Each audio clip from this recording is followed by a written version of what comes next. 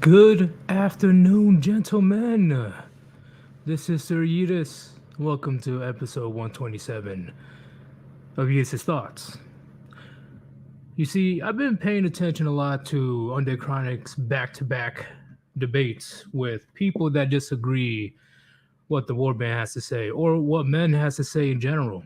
But this guy named Hunter, when he pretty much did this move right here, where Undead Chronic said that there are men literally emailing him saying that he brought these vulnerable men out of a dark place, literally saving their lives.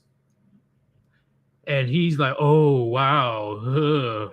Ooh, what a big accomplishment. Pretty much revealing that he doesn't really give a damn about men in the first place. Whatsoever. So just like that Lauren Southern chick, this dude, he's bad at it. He's moving the goalposts back and forth, being flippity floppity, right? That's my new phrase now. This dude pissed me off. Like my blood was boiling when he was like, "Oh, so you save men?" Ooh, but literally 2 minutes ago, he's like, "I'm for men. I'm trying to save men." Bullshit. Bullshit. And we're gonna explain plenty of times on why I think he's on bullshit. Okay, him sounding like a whole fucking soy boy beta. That's enough in itself, right? But his points were just so messed up.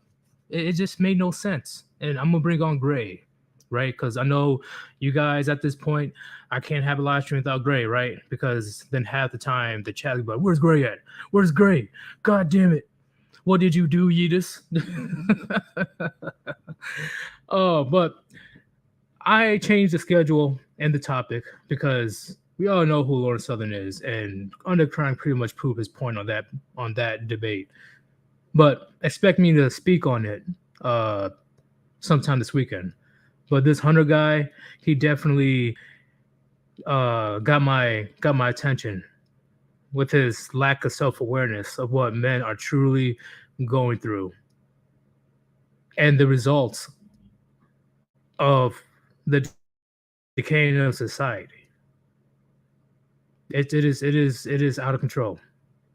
And I changed the time as well because I'm going to be spending time with my family, especially my father, right? Because it's upcoming Father's Day. We always got to appreciate our father, gentlemen, if you have one in your life, especially if you have a strong masculine one. Because if you did, you'd be able to see right away when you're young, or if you have an issue with women, he'd be able to come in and able to explain to you what's truly going around. Hell, my father at one point told me, yeah, I agree, don't get married. Women out here are fucking out of control. It's something that it needs to come back. The appreciation of fathers and the appreciation of men. Because without us, there is no society.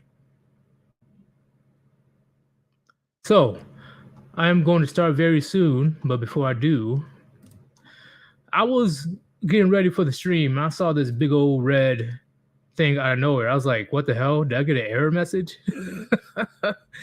Channel 100 New Zealand dollars. Holy fuck, bro. Holy shit. Thank you very much. This is, I think, the biggest donation I got so far when it comes to super chats. That bro, you definitely believe in the Warband and our cause, right? And our cause isn't like putting in it, but we want as many men as possible that wasn't able to get masculine guidance. I mean, legit masculine guidance on what they need to do to navigate through this gynocentric society. You guys got us. It's something that they don't want men like us talking about. Because once again, when more and more men starting to figure out what's truly going on, the less money that's going to pockets. They can't take the wallet. They can't force you on a law to become a wage slave. Whether it's taking care of the wife that doesn't give a fuck about you, whether it's taking care of the kids that the schools are brainwashing, whether it's paying child support that the judge, the lawyers, and the state itself is getting a slice of. Come on, gentlemen, come on. Like we got to keep it real for once. But I'm gonna read this. Hunter, Kush puns, 15 minutes. Yeet, our good sir, very busy today. Excellent chronicles. Our dark core commander. A lot of dummies out here called Hunter these days. For my brutas, yes, a lot of dummies or just people that are not self-aware enough or refuse to be aware of what's truly going on. They just join this certain group that's actually destroying society because it makes him feel good, right? Because he's all about the emotions and feelings. It's never about what he needs to do. It's about what he wants to do. And we will break that down as well during the stream. But once again, channel, Mr. Pliskin, and I'm missing a few more people. You guys are way too generous with your donations, man. Like, there's no way I know to pay you back besides pumping out these dank live streams and videos. And once again, I've been procrastinating the last couple of days on my videos. That's why I'm catching up today. I got you guys. I got you. Okay, I slowed down a bit, but the grind never stops. It doesn't stop for the Warband. All right, Gray, I'm gonna invite you right now. What is going on? Good evening, Warband. Honestly, I really should thank Hunter Because he managed to get my blood up high enough that I actually improved my squat game a bit. It, he was a pre-workout. Yeah, use the fucking free word. It's like, who needs like fucking creatine to get your heart up? You can just listen to Hunter talk for a bit. You're like, all right, heart's going, time to lift.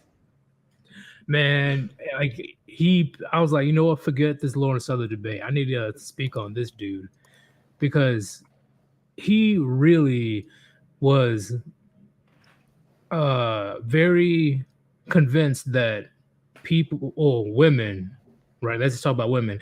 They are entitled to protection out in public, like a random woman. Just if a random woman it's you know, in some danger in 2022. Can you think of any good reason why a man should intervene in 2022? We're assuming that this man has no relationship to this woman whatsoever. Complete stranger.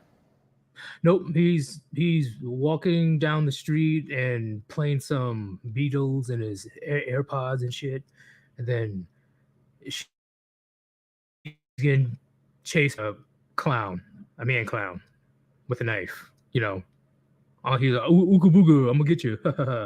So, in today's society, in 2022, can you really think of a legitimate reason why a man should go for a woman's aid, a woman that he doesn't know? A physical intervention? No. Yes, physical. Because that's the thing. I don't consider calling the police to be an intervention. Yes. Police, yeah, that's their job. So I can see. Well, is it really? Well, they did say it was optional. like that's the thing. It's like they technically don't have to. Technically, you're right. You're right. I was wrong. My bad. Oh, see, I mean, quite honestly, I think you'd probably get more effective results setting up the bat signal.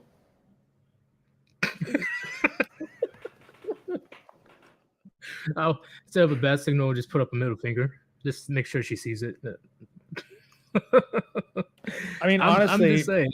I imagine that like sending up a flare would probably get more attention and like get faster results than calling the police. Shit, men with common sense will look at that flare like, "Ooh, look, a firework." It's just crazy how after all that women has done towards men, especially with false allegations and potential and even when being saved by a man, right? If he intervenes and saves her, he is still at risk of being sued and falsely accused. And I mean, quite honestly, if a clown's chasing a woman with a knife, how do I know that's not some kinky role play? Right? How do I know? Like, damn, they get freaky everywhere. They're in public and like, I mean, like we're at the point nowadays where if you see someone literally being treated like a slave on a leash, you have to respect that as someone's sexual identity. That is true. These two ladies pretending to be like dogs for OnlyFans. Yeah, like that's the thing. Like you see this kind of stuff out in the street. You see assault out in the street. Like, I mean, honestly, there's two questions. Like, number one, is there someone holding a camera? If so, then it's probably for an adult video. If there isn't someone holding a camera, it's possible it's just their fetish, and you have to respect their sexual identity, you bigot. Yeah. Why you intervening, man? This is what they're into, okay? Like I don't know what they're identifying. He's identifying as a clown.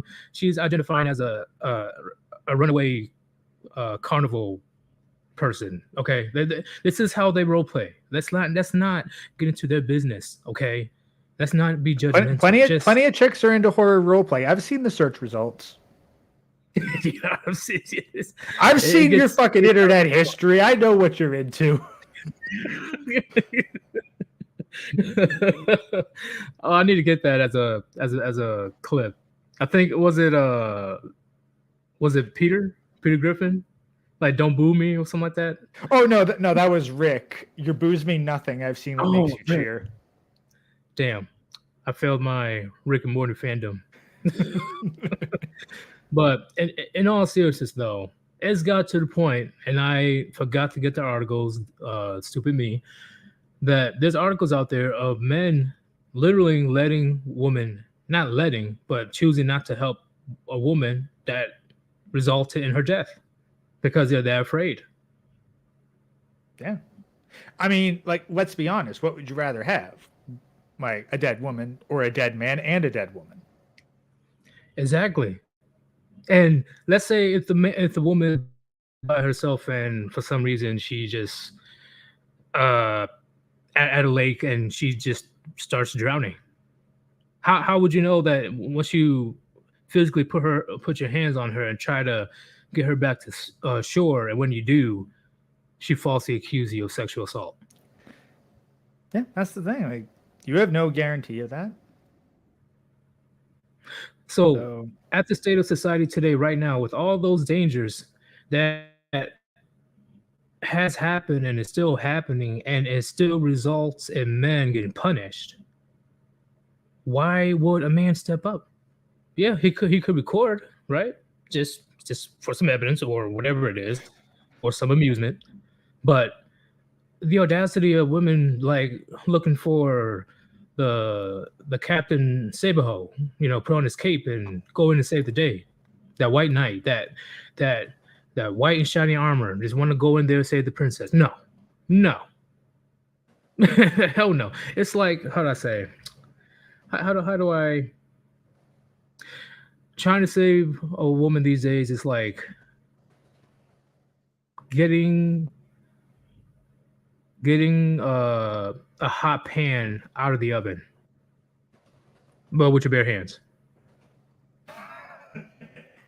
I think that's the best way I can describe it. Saving women in public these days that are in danger is like grabbing something very hot out of the oven with your bare hands. Well, no, that's the thing. It's more so grabbing something out of the oven with your bare hands. You don't know whether it's hot or not till you touch it. True. Right? Like maybe something's like wrong with the oven, like something just like off. You're like, oh man, like we need to get that oven out there quick before something happens. Right? And then the guy goes in and try to takes that hot pan or hot oven, not in the hot oven, the hot pot out of the oven, right? Because he was probably cooking something, or well, wait, he doesn't have to be cooking anything. Let's say that he was at a friend's house or something, and then just something's going wrong with the oven, and you just quickly try to take the shit out of the oven with your bare hands, right? Yeah, like say the smoke alarm goes off, and you think, right. oh shit, something's on fire in the oven, so you reach in to take it out. But the person doesn't have any like pot holders in the house. Right. So you're like, all right, fine. Then like let me do something about it. You don't think because you've seen it in other videos. They don't really think about it when they try to save the food or try to turn off the oven. They just it's consistently a knee-jerk emotional reaction. Right. And they get burned severely for it. Second or third, not third degree. I'll say first or second degree burns. No, honestly, if you're grabbing something hot and you're holding onto it long enough to take it out of the oven, that can be third degree. Like second degree can come from you just touching it. If you're holding onto it and you keep enough of a grip to move it out of the oven and onto another surface, your skin's coming off. That is true, especially when you try not to touch it anymore, but you're trying to save the food that's in it. Hell, like we don't know if there's like they're cooking a big old soup in the oven, and then you try not to spill the soup, but then you spill the very boiling hot soup all over you. So now you got blisters all over your body. Like it just doesn't end well. Yeah. Yeah, no, like whereas like say there is something on fire in the oven, smoke alarms going off, you don't try to save the food. You accept the food as a lost cause Yeah. and either turn off the oven and leave it closed to contain the blaze or grab a fire extinguisher. But either way, the food's fucked. You just accept it as it is and try to minimize the collateral. Yep, I agree. And chat, I made up this analogy on the spot. I believe this is the closest I can get to compare on why men don't want to save random women anymore. So that's why we're trying to put this together, this analogy together. Yeah, like basically there's something burning in the oven, but there's no oven mitts. Bingo. You try to save it, and then you find out you're getting burned, right? And you're like, oh my god, like this is hot, holy shit! And then it turns out there's some boiling hot soup or stew up in that pot. Spill it all over you. It just doesn't. It's a major. How do I say? It's not worth saving that pot. Pretty much, like what Gray just said. Because if you don't count it as a loss and you just try to knee jerk it, try to go in and try to save the day, it's going to backfire severely on you. I'm sure the pot's still going to be fine. Yeah. Oh, and even if it's not, I remember this one story. It was a demonstration of how like matter changes, like stuff goes from solid to liquid. And Right. the demonstration was done with sugar on a glass plate.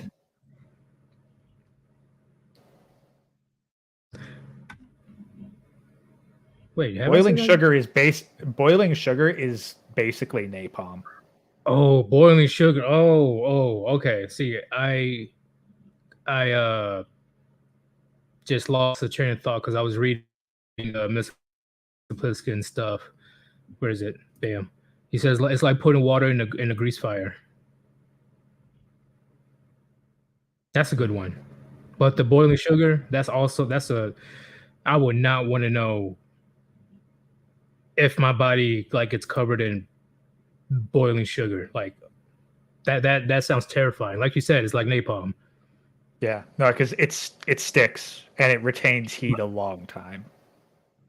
Right. Like you better be at a nearby lake somewhere or have some type of hose to try to cool it down, because you got the burns. You can't take that away. But to minimize the damage, you better have something somewhere. You're sticking your hand in bags of ice at that point and heading to emergency and hoping they take you in before you're screaming. And we're saying this, chat, is because, and the ones that just came in here, because I noticed I got a little jump.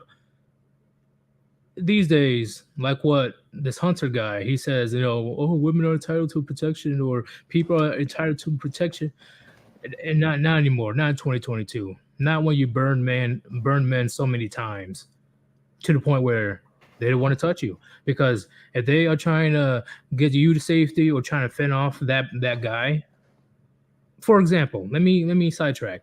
There is a video out there. I'm sure it was it RPM or was it Hammerhand that showed a video where this guy was getting into a fight with this girl outside the club. There's a video camera on that. And of course, the simp put on his cape. He's like, oh, it's time for me to go save the day. Yeah. And he confronted the boyfriend. The boyfriend got mad, pulled out his pistol, and yeeted him to heaven. And guess what? The girl still walked away with that same boyfriend. Yeah, that's the thing. Like, these guys don't realize that when you enter into a confrontation as a man between a man and a woman, it doesn't matter how much of a weak ass soy boy you are escalating the situation. Yes, it is not good unless you know what's actually going on, right? The people that you know, right? If you protecting the people that's under you, under your protection, go for it. But a random person, you don't know what happened that got to that point. You don't. So why randomly get involved, especially within the last few years, where men are really are starting not to care anymore when it comes to violence, because violence is escalating these days. Yeah. Well, and that's the kind of thing that was a bit addressed in the debate was, well, people in general are numb to this. True, you're right. Like, if you're in a place where this kind of stuff happens frequently, yeah, you're just gonna be like, yeah, that happened. Just another Tuesday. Oh shit! But Like it's you wouldn't even post about it on Facebook because people be like, ugh, again. I agree, especially in Baltimore. Baltimore, it's beyond bad, and Chicago. But what DJ said, you will make it worse for everyone trying to intervene between a guy and a girl, or two guys that are fighting, like some random person just like, oh, everybody stop fighting. And all of a sudden you get jumped by both of those guys. Or that one guy and that one girl start beating your ass. Like, wait, I was trying to save the day. Please don't hit my face. I'm honest. I'm reminded of this one video I saw of these group of soy boys at a house party who saw like BLM rioting nearby, and they tried to like cheer their support, and then a brick came through their window, and they're like, "Well, we're on your side." It's like, no, you're not. No, you're not. You don't decide whether or not you're on their side. They decide whether or not you're on their side. You're 1,000,000% correct. It's up to the group to decide if you're on your side or not. Yeah, I agree. No, not the group. The ones with the most power. That too. Like the side most willing to get violent gets to determine who's allied with whom. Which is why, which skates into, because we'll get back to this one with the entitlement for protection and stuff, which goes into what Hunter said about, oh, why can't men cry? Why can't men cry? I want to teach my boy to cry wherever he wants. No. I'm not saying he can't cry. I'm not saying the child can't cry. But if you want to raise a boy to be a man, it always has to be a time and a place. Always. And that's the key thing. I think you'd be hard pressed to find a man that says there is a time and a place for a man to cry. I would specifically want to pin down Hunter and be like, where exactly do you want to encourage men to cry that they currently do not feel comfortable crying in? I agree. Yeah, that's a great question. I wish you were in that stream. Like I know you would have torn them apart, but was pretty much trolling half the time, in my opinion. Like, honestly, I probably wouldn't have even gotten the entire question out because Hunter, like, he kept interrupting all the time. Chronic could barely make a complete sentence. Shh! Shut up! Don't make me say shut up again, huh? Shh! Like did you just shush? Like I'm telling you, they will not get away with that in person. Like, I ain't gonna let no other grown ass man, especially a dude that looks like can't even bench the bar, gonna shush me. The fuck? Like, oh, don't. Hey, if we start throwing hands, don't run to the cops. The cops, hey, it's optional for them if they want to protect you or not. It was just insane how he was just like shush. No, I mean, honestly, that's what you should do. is you should keep a rainbow pin or flag just kind of in your back pocket at all times. And when they run off to get the cops, you put it on and say, he was being homophobic to me. That's true. That's true. But in the end, that kind of pissed me off about, oh, we gotta let our boys cry, whenever they feel like it. They need to be in touch with their emotional side. Listen, whether you like it or not, in all societies, especially not in the West, but I can say within agreement, in all societies, they look down and disgust upon weak men. Okay, like here's the thing. What like I'm going to read into him a bit, like the Right. way he talked and the scenarios he was going, because here's what I think he really wanted to say. Men should feel comfortable crying in front of women. Oh yeah, I forgot he did say that. Oh yeah. Oh. Because he kept on going back like to parents and partners. Which was weird. I'm like, that's a very odd comparison. That's the thing. Like he considers those two equivalent, which quite honestly means that he's probably got some sort of mommy complex with his wife. So Yo, as I typed in the live chat over and over, I'm like, I can tell the wife wears the pants of the relationship, because ain't no fucking way. Ain't no way. That's probably not all she wears in the relationship.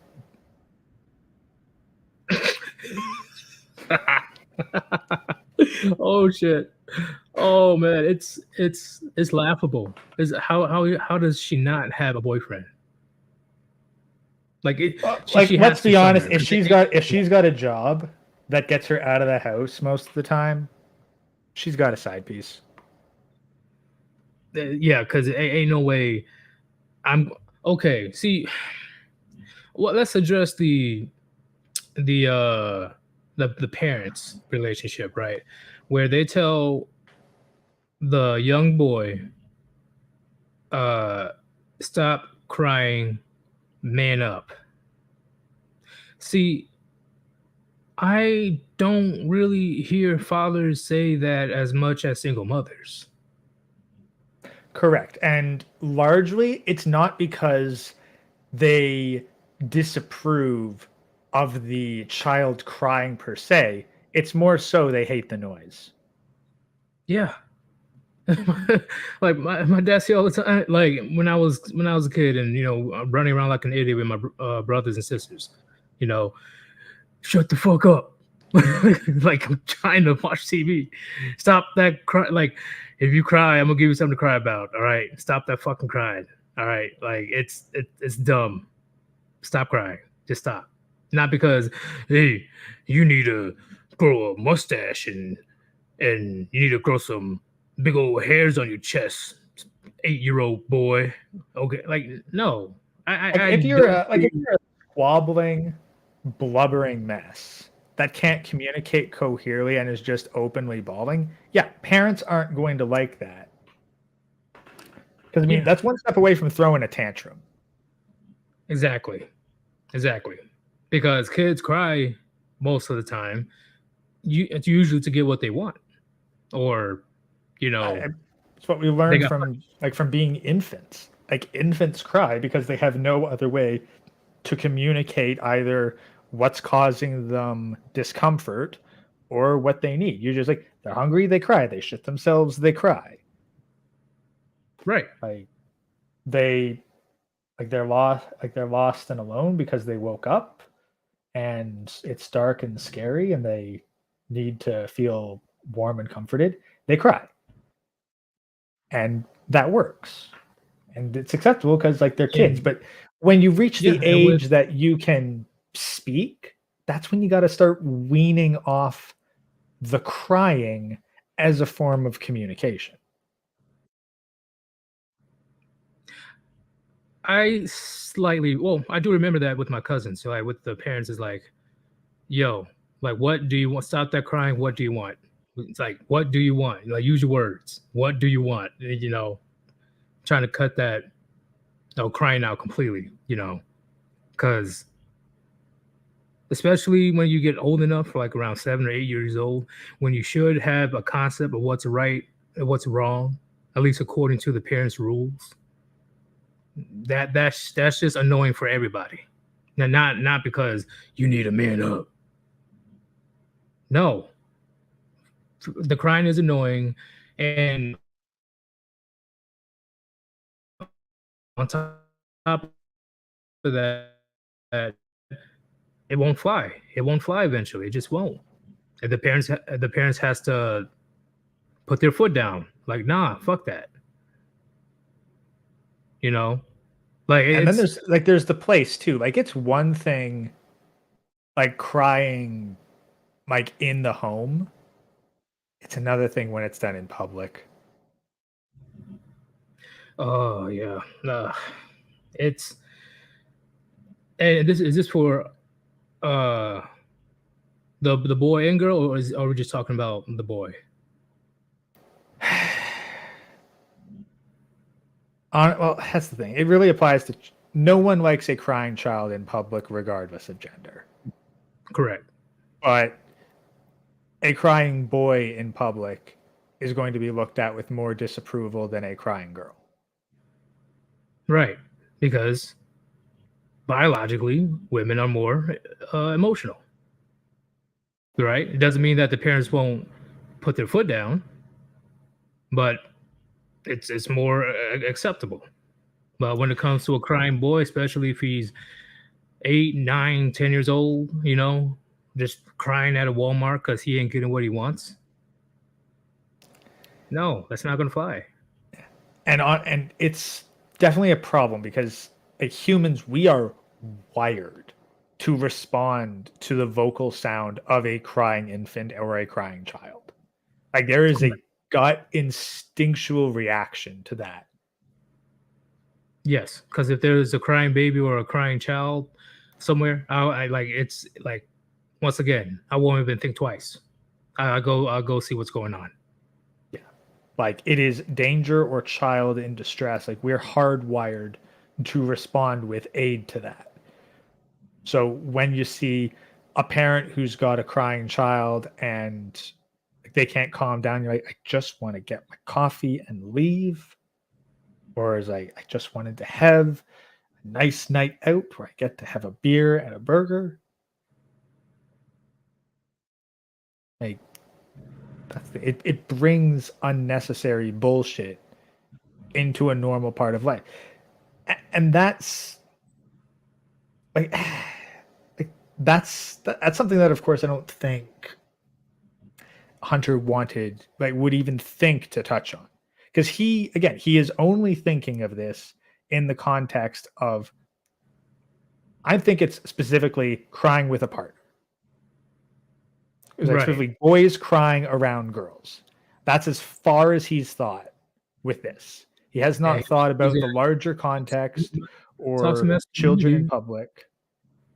Like he is primarily concerned with men being emotionally vulnerable around women. Which is, once again, no. And I will do a poll about this actually. And that's the thing. That it's not men that are enforcing this. Men are just saying, look, women don't like this. It's easily observable. And you can even get women occasionally to admit to this. They don't like men who cry to them. Okay. Chat. Everybody in the chat right now. Put a 1 in the chat. I don't care if you're a man or woman. Put a 1 in the chat if you believe a man should not be emotionally crying and vulnerable and weak in front of their woman. Once again, put in a 1 if you believe a man should not be crying and weak and fragile in front of their woman.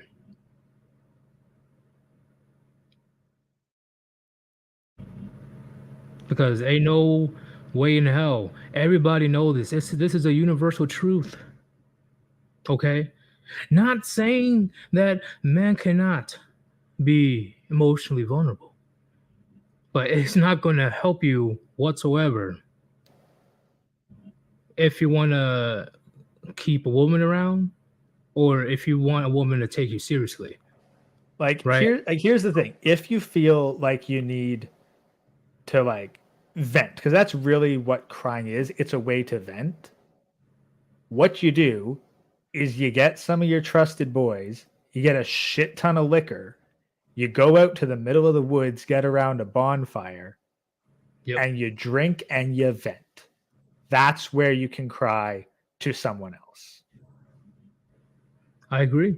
And there's your father, or just be alone, right? Because men, if they're feeling some type of way or they're going through stuff, a lot of us actually wants to be alone. That's the other So, thing. Like if you don't need to do it to someone else, if you just need to cry, yeah, just fuck off. Go for a drive. Go for a walk in the woods. Just get somewhere where you're not visibly in sight of someone else and just let it out, ideally quietly so people don't hear you. But if you have to, just go deeper into the woods or whatever. let me address this real quick. Allison Hart, this is literally what Hunter was talking about. All of you saying no, number one, to the question. See, what Hunter and a lot of women in general don't understand is men and women are not the same.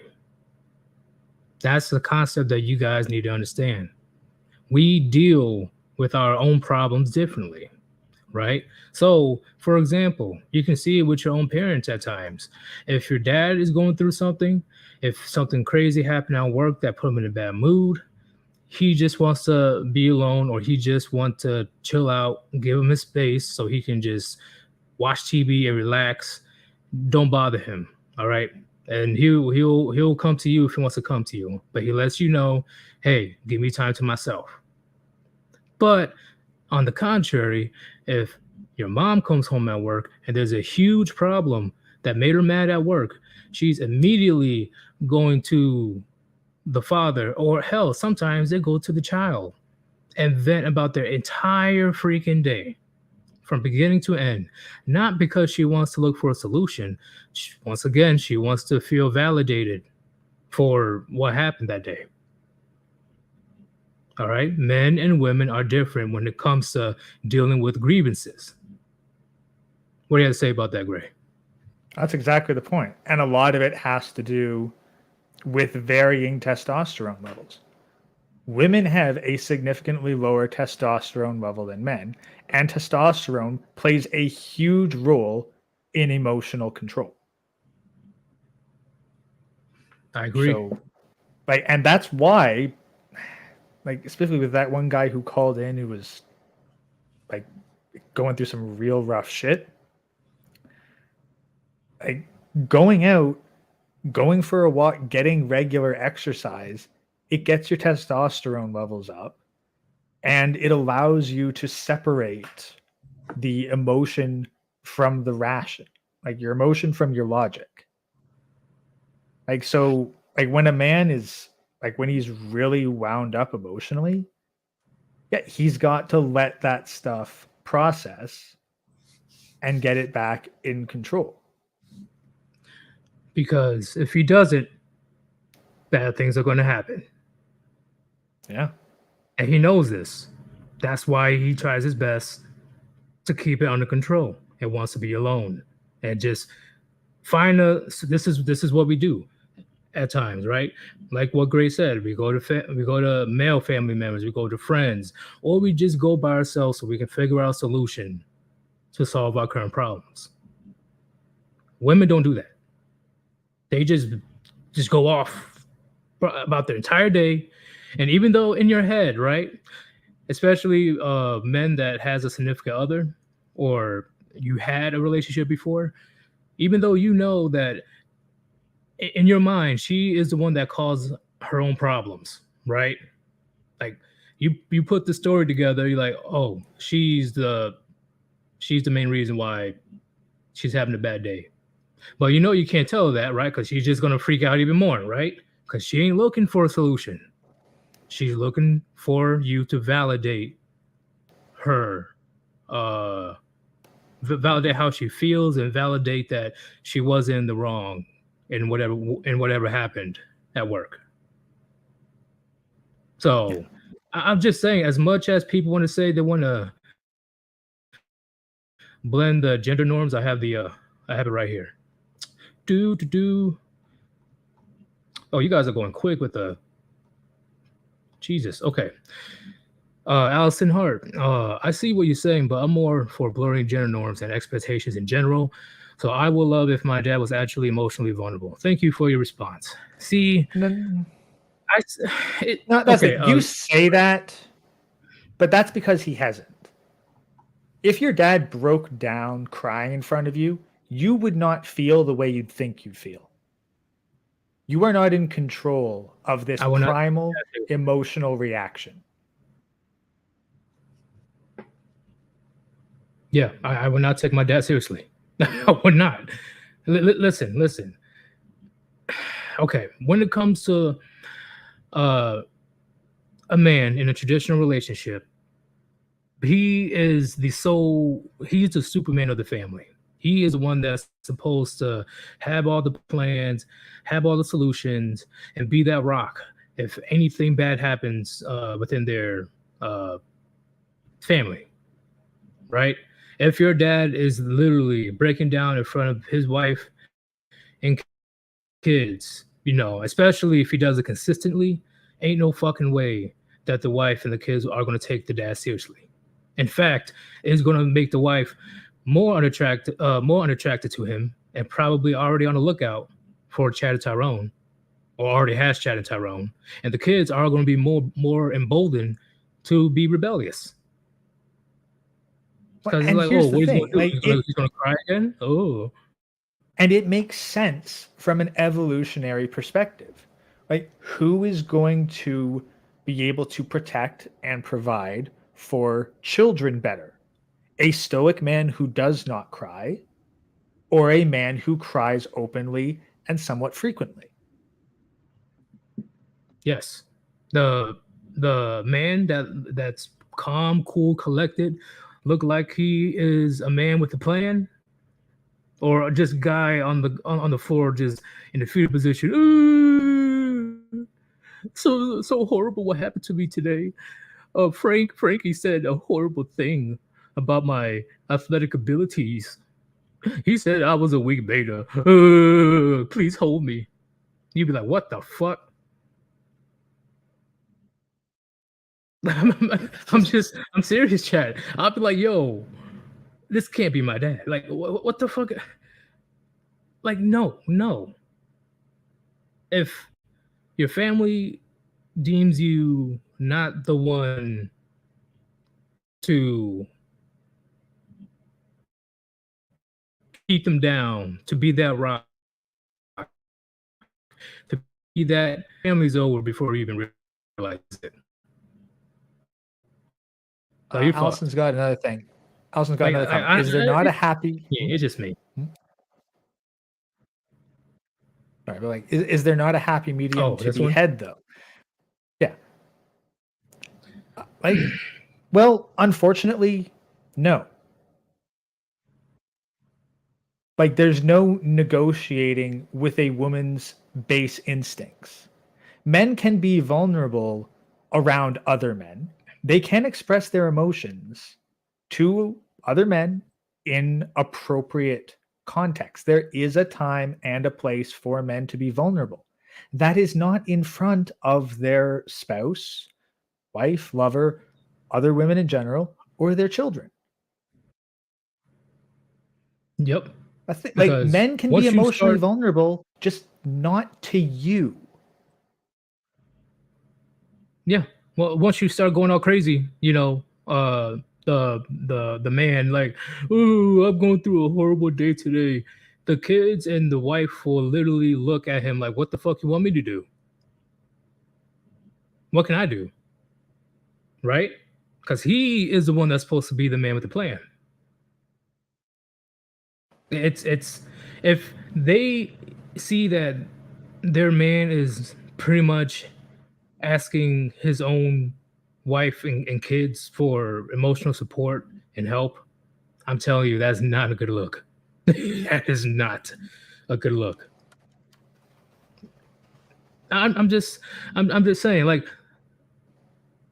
see, look at that. Sir Yeetus, I've seen my father cry in front of me and my mother as their marriage was falling apart. And the more that he does it, like a crying man that's on his way to divorce court, like, please, please don't divorce me. We can work it out. Come on, let's keep the family together. The more repulsed she is, the more disgusted she is. But I gotta let Under Chronic in right quick. But you can go ahead and continue, Gray. Like I'm just saying, man, a weak man, society looks down on weak men. It is what it is. And crying is seen as weakness on an instinctual level. This isn't conditioning. It's not something that television shows and ad campaigns and the internet or even raising your children in a certain way is going to undo. You can raise your child to be as accepting of men crying as possible and drill that into their heads every single day. All you're going to do is put their programmed behavior in conflict with their instincts. I agree. And I am going to invite the one, the only, Lord Kush himself. Let me cry. I'm going to rope myself. Oh, okay. We're going Oh, it was so bad. The guy was like hitting me at like, we had something planned and then he backed out of it. I was like, oh, whatever. I don't care that much. And then he was hitting me up again. And then the way the time zone worked, because I'm out on the west coast right now currently. I had to get up in the morning after being hungover. I got like hamsters telling me that him and his friends him and his YouTubers all call me an incel pedo. I'm like, fine, I guess I'll fucking get ready for this. Early in the morning, he's getting so entitled. He's getting so emotional. Tells me to shut up like 3 different times. I'm like, look, man, if you tell me to shut up again, I'll just fucking leave the chat. He's like, oh, okay. And then he did it again. I left. And then you saw his little raid. He like called me 2 times on Discord. He's so emotional, like a fucking ex-girlfriend trying to hit you up again.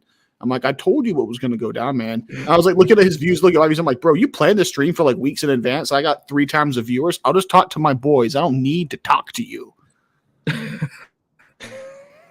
You ain't wrong, man. But hey, that crying bullshit, that got my blood boiling. Like with that debate, that pissed me off because he clearly he just had to take the same feminist diarrhea he's been slurping through a slippy straw for like 6 years about toxic masculinity and crying.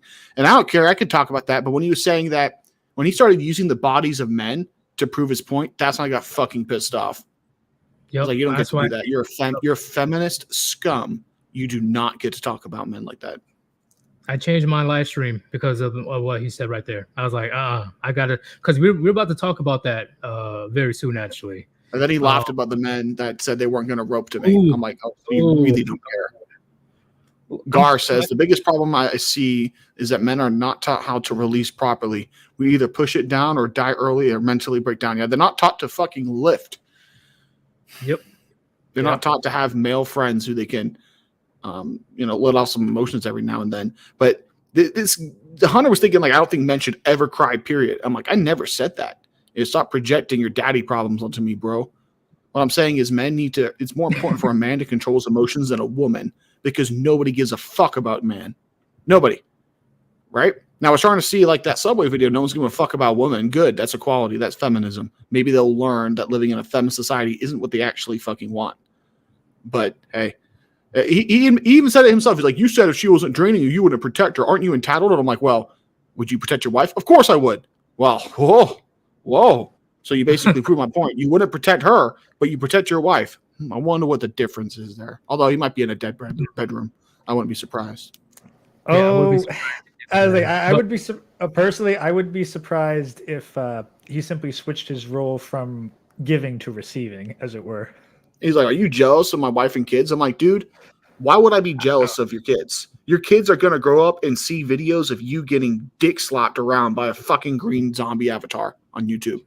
Like, why would I feel bad for your children? Yep. I feel horrible. He for the started calling me kids. gay as if that's an actual insult. I'm like, oh, well, dude, it's Pride Month and you're being homophobic. Call the cancel police. Get this homophobe out of here. Yeah, that's what I don't get about leftists, man. They always want to preach, pride this, LGBTQI, LMNOP. But as soon as they get offended by somebody that's conservative or they perceive as conservative, you must be, gay, you must be this, you must be that. When a woman gets rejected, oh, he must be gay. There's nothing wrong with me, you gay motherfucker. Like, so you support the community, but you use it as insults? Like, make it make sense. Make it make sense. He's going to support the community when his 8-year-old children come home and decide to switch up genders, and he better support that. He better do it. Or CPS will take his kids from him, and then they can switch genders in a foster home. But the big thing I do want to talk about right now is, that part when he mocked the fact that you got emails and messages of men telling you that you saved their lives. You brought them out of that darkness, and he just mocked you. I'm like, you motherfucker, like that. I started to get actual triggered. Like Yep, you got a weak body. You're calling me up like a bitch. You're telling me to shut up. And on top of all of this, I have twice as many viewers as you right now. I'll fucking leave. I don't need to take that. Not from a simp boy. Yeah, and he said, I'm for men. I'm for men. What are you talking about, Chronic? And then he turns around and mocks you for helping men, and like you said, made fun of guys eating themselves. The thing is, the same problem with Lauren and Hunter is this: they want me to play by the rules of their society. Lauren's like, well, in our society, I can sue for defamation. My main why I don't like that is I value Sandman's life more than her entire financial career. I don't even say I value Sandman's life more than her life. So you might be legally right, but I'm your enemy. I don't want that. That's just who I am. Now with Hunter, we need to change social, political. It's like we need to change the code. No. We got people castrating the kids right now. Y'all are demons. I don't want to live in the same society as you. That's why I don't like talking about fucking well, we need to change Muslim society, democracy. It's like let's just talk about how women are whores, because you don't have to talk about politics. Talk about that.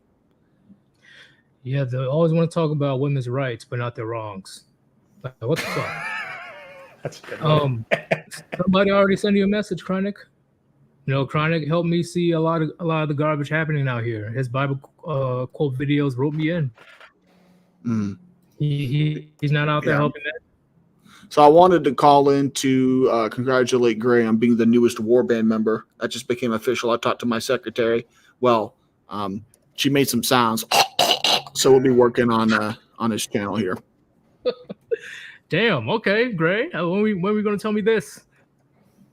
Literally, I've been discussing with Chronic as we've been streaming. So just happened. Oh, I was about to say. I'm like we co-host, man. We could. He's gonna be a gray. It might be like Gray or Gray the Ghost or the Gray Ghost. We'll see what that is. But the lore is Chronic was smoking a holy blunt, and some of the Kush smoke became sentient and turned into gray. Chronic's like, I must be tripping. This thing's talking to me. It's floating around and shit. Everybody in the chat right now. Everybody in the chat. Put a 1 if you agree with the decision. It doesn't matter if it's, you agree or not. It's going to happen. But put a 1 in the chat if you agree with Gray officially being a Warband member. Because I agree 1,000,000%. That this guy can contribute so fucking much to the Warband. Like, it's not be funny. He is up there when it comes to putting out content. Actually, you're working on your first video soon, right? Yeah, I've working on the script right now on the Golden Lie.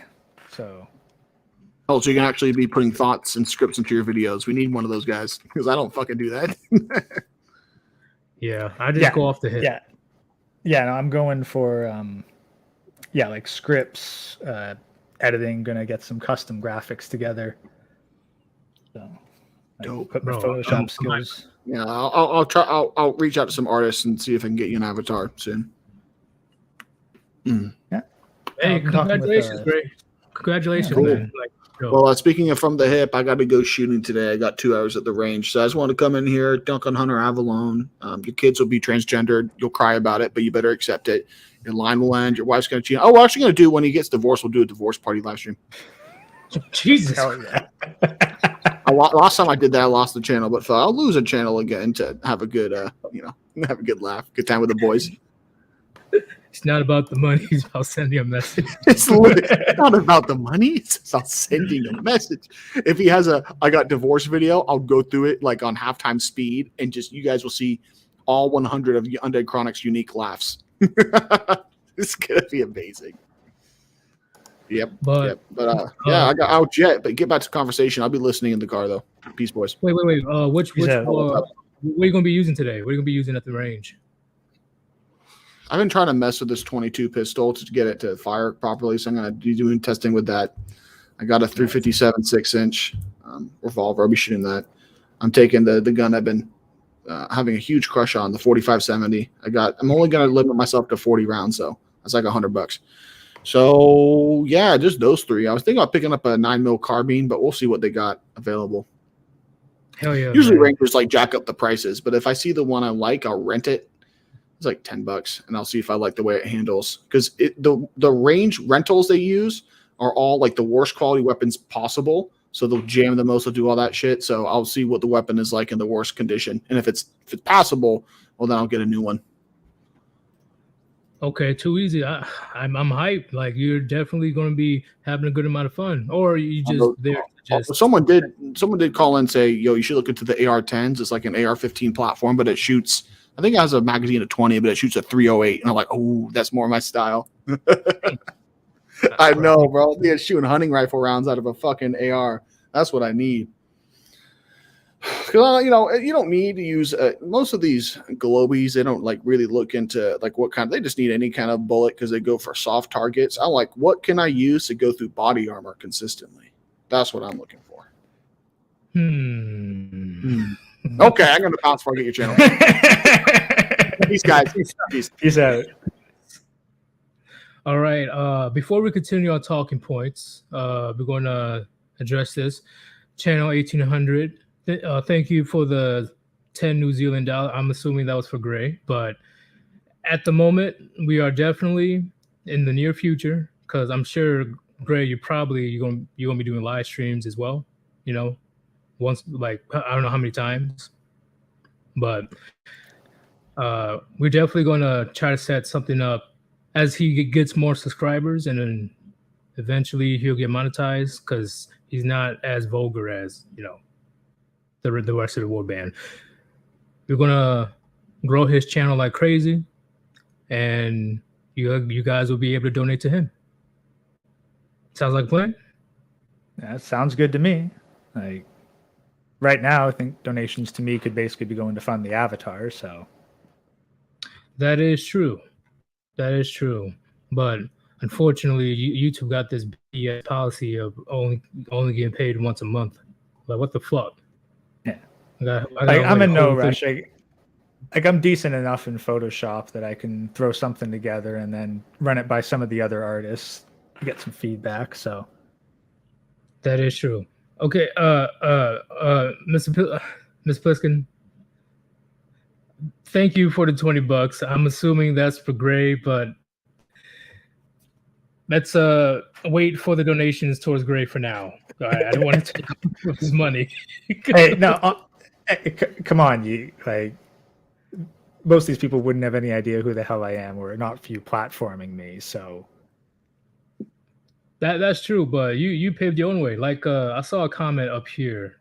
Somebody made a comment about you. Give me a second, because you guys have a lot of comments.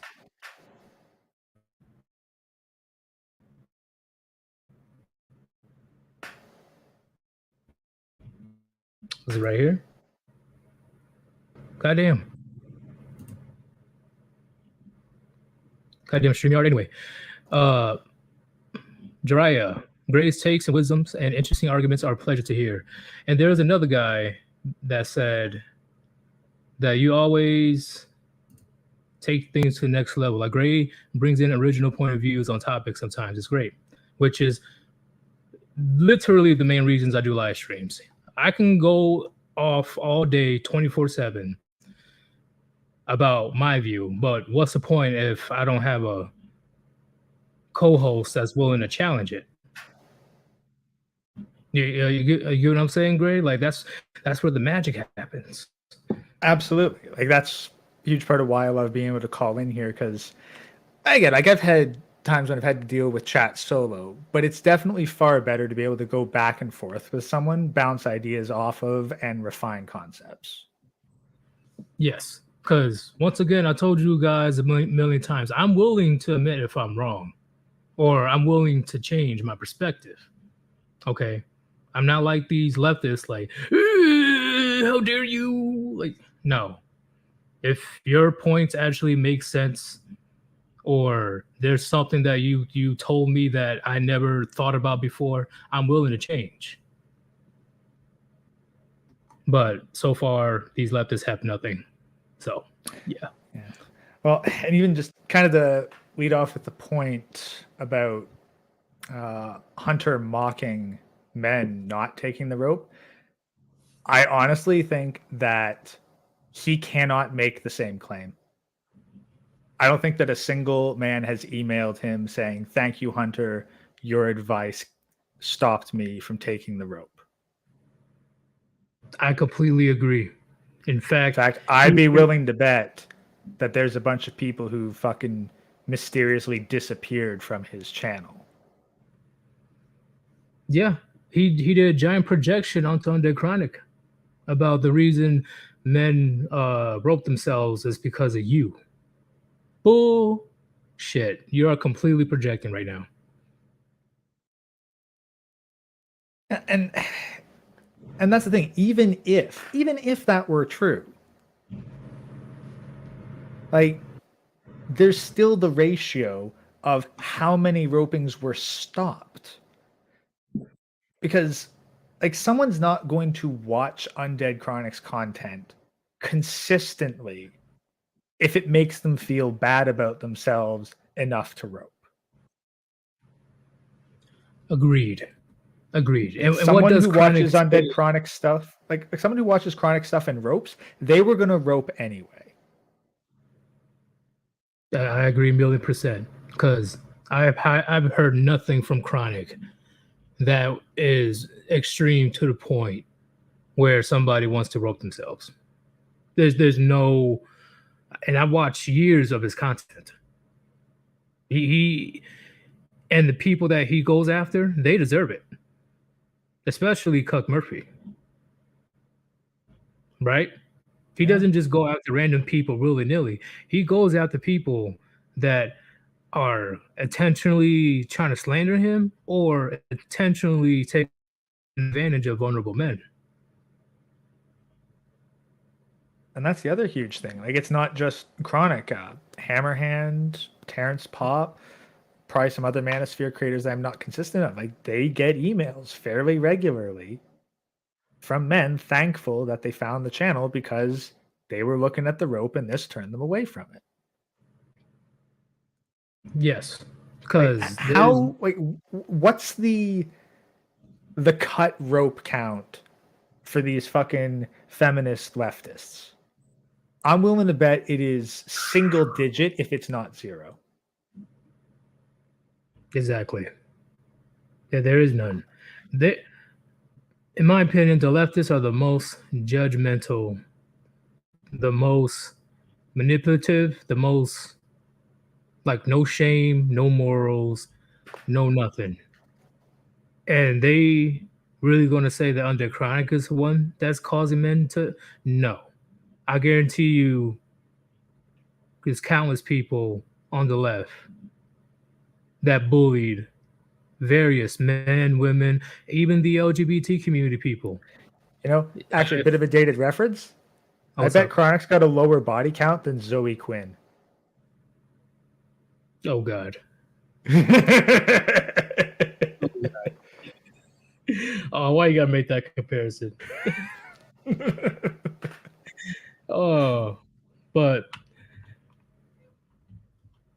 yeah, look one thing up Nope. It's not here. But in the end, please let us know, Warband right now, everybody that's in the chat, or people that are new that watch a couple of our videos. Please let me know what we say that is so bad that it makes men want to rope themselves. Because I'm pretty sure all of our content is about improving men's lives, making men aware of their surroundings so they can protect themselves from the courts, from the state, from the police, from women. Oh, and getting jacked. Yeah, honestly, I'm just the closest argument would be the Bobs, like as TFM has spoken on, the Better Off Blues. I see what you're saying. I remember That's that. that's the closest, but it's not as though someone's just going to come to Chronix and that's the only piece of Manosphere content that they ever consume.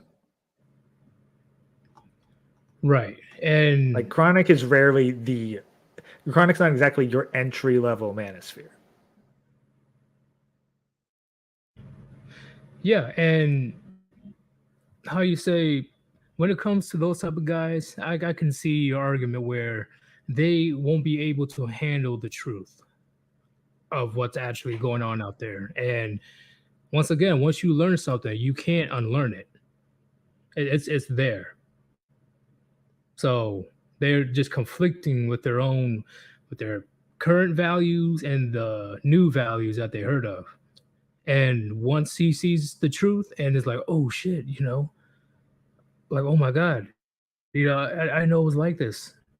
And they just go back to being blue pill simp, and they realize that women only want men for their money, not for love. And it just gets worse and worse. And then maybe eventually he does the rope. That I can see as plausible, kind of, a little bit. Yeah. Just a little bit. Yeah. Because we can kind of see the argument there, but if telling someone the truth is wrong because the truth might kill them, like, yeah, I don't know. Is like it's the ratio again? It's all about. We're talking about this on the grand scale because we have to look at how many people are being reached. It does end up becoming a numbers game. If you save 3 men from the rope for every one that takes it, that's still a net gain. It is. Even though it's a sad situation, you can't save everybody. And us men, we know this. We can't save everybody. Only the ones that are willing to grab our hand and pull them out of that darkness, right? It's like taking a horse to a stream, but it's up to the horse to drink out of it. Yeah, and that's and I don't see the value in keeping the illusion up. That's just pushing the problem further down. Reality is eventually going to bite someone in the ass. They're going to find out the truth eventually. That is true. There's no way around it. There's no, especially during the information age. There's no escaping the truth.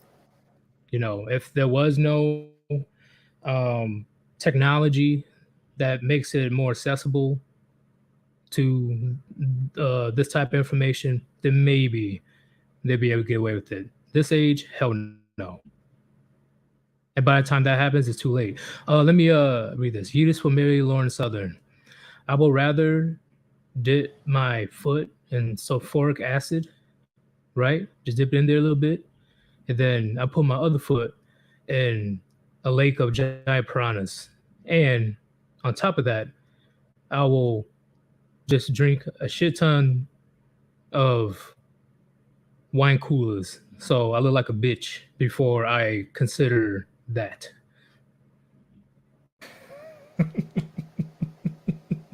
Like like I said about that one racist asshole, that racist bitch. I would much rather box a tiger.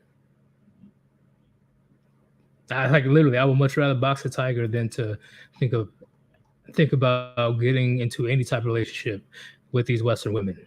All right, how much information, how much proof do you need in 2022 that is not worth long-term relationships? Because Well, once again, she can be good now. Give it 10, 15, 20, 30 years. All she has to do is wake up one day and you can be financially destroyed. but there's more to it though. Like the 50% divorce rate does not mean that the other 50% of marriages are in a permanent honeymoon state. I agree.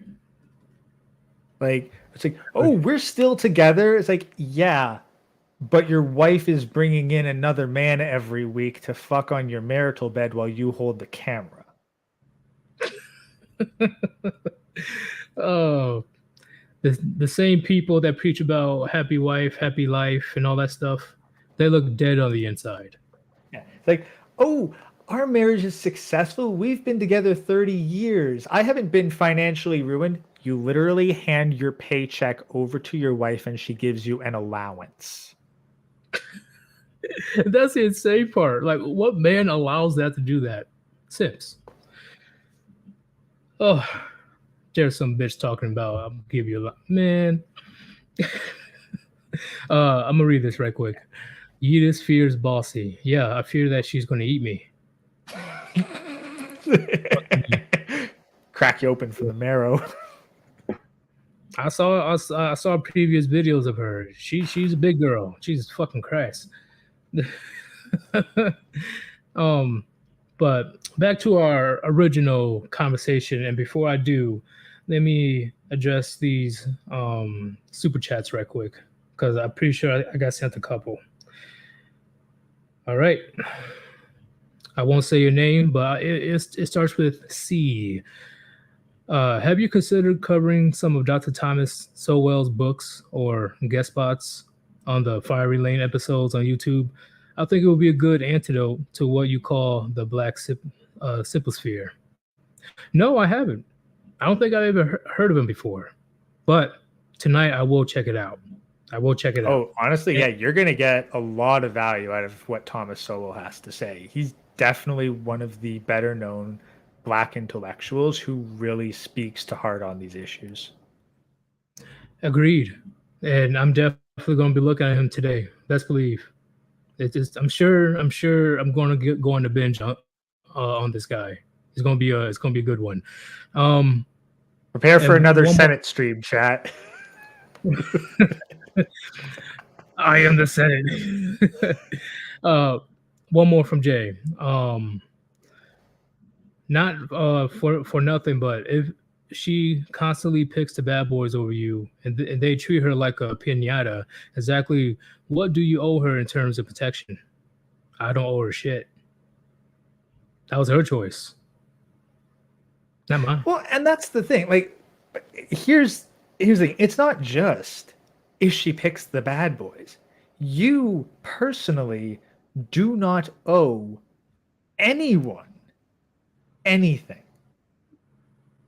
She could be a pure virgin unicorn. It doesn't matter. She's not your woman. I agree. It's just your turn. It is what it is. And if she gravitates towards that person, remember, her and plenty of other women out here love to say that they're strong, independent, and don't need a man. So while she's getting yeeted around the house like WWE, she chose that. That's her choice. Like, hey, if that's what you're into, all right, bye. You know, like, what do you want me to do? I ain't just gonna. There is one extra thing. Like I don't know if this is a disagreement with Chronic, but he was like, if I'm going to defend her, she better be like giving me the puniti. That's the thing. That's not the only reason that one could have to look after a woman. I'd also accept money. Getting paid? If she wants to hire me out as private security, like it's not going to be cheap. But, you know, that's what you're paid for. I agree with that, actually. That's actually a good idea. Pay me for my services. I mean, like, if you're like, you know, I want someone to look after me on the train and I'm willing to pay, let's say $80 an hour. All right. Oh, these upcoming oh shit. I honestly never really watched them before. Oh, this is gonna be a good one. I just looked up his name. Yeah, no, you're gonna get a lot out of Thomas Sowell. But when you charge that much in the upcoming craziness that's gonna happen, oh, you'll be making bank. Oh, absolutely. Like I mean, let's be honest. That's probably about the closest a man could get to being the actually no, it's true. Do you know what it is? It's a male escort service. Oh, that's what you're doing. That is true. Holy shit. You put it that way. God damn. Damn. Never thought about it. See, this is why Gray is very important and a great new member of the Warband. Look, I don't think about that shit. That is outside the box talk. This is actually what you're doing to protect a woman is literally a male escort. Exactly. Like, because and let's be honest, that's a growing market. It's getting more and more dangerous. The cops are not able or willing to respond. You need someone on call at all times. You have a bunch of probably physically capable men who need better paying jobs. Escorting women seems pretty viable. Yeah, I agree. That's a good idea. Shit, you might have to create a private company. You'll be making a lot of money. I mean, I'm sure there's a ton of like think about it. Like all the clubs are closing down. Like there's probably tons of security guards out of work. That is true. That's a lot of people willing to join the new private company of male escorts. Yeah. You want some protection throughout the streets of Baltimore? Pay up. Yeah, I mean, but I don't like, you can have all-inclusive service, like straight up. You know what? I need to get to work. You can have a man freaking pull up in a vehicle, like cameras inside, of course, for legal purposes. Drives you to your office, and then you can kind of either pay to keep him on retainer as nearby on hold, or like he just drives you to work. Maybe escorts you during lunch, drives you back home. Man can make a full day's pay for maximum 5 hours of work, I'd say. Maybe 2-hour commute either way, plus lunch. So that'll be $400. Yeah, $80 an hour, $400. I'm sure that there's a bunch of somewhat wealthy CEO females or even middle management females. Yeah. And as the streets get more and more fucking ludicrous and subways, this kind of shit happens more and more often.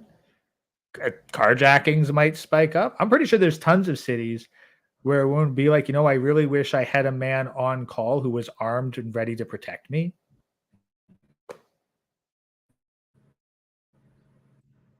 And because they can't get the commitment. Hey, but remember, women being strong and independent, right? They preach about it all the time, but they're too afraid to go outside at night. But if they're willing, if they're willing to pay for it,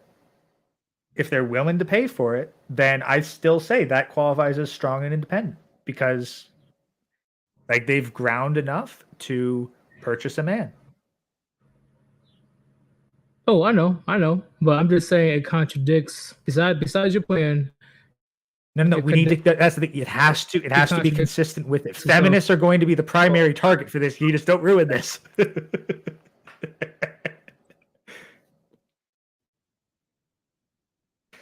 Don't ruin this.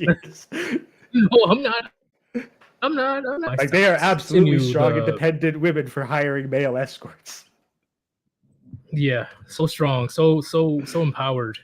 They need 3-4 guys walking around them at all times.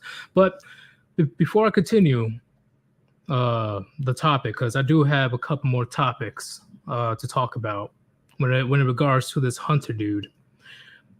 If you want to support your boy, and you guys been supporting me a lot today, Jesus Christ, and Gray, but we'll worry about the Gray thing in the near future, so you guys can give him some good old support as well. If you want to donate, there's 2 links on top of the chat. That's the best way you can get the money to me directly, right? Cash App or PayPal. But if you don't have that, no worries. There's super chats and super thanks. Any type of donations are appreciated. But if you can't donate, I don't care. As long as you're able to listen to what we have to say, right? Because money is money. I just need the money for more art. But what we're talking about, it takes priority. So, thank you. The next topic. What did he say that one get on top on? The multicultural thing?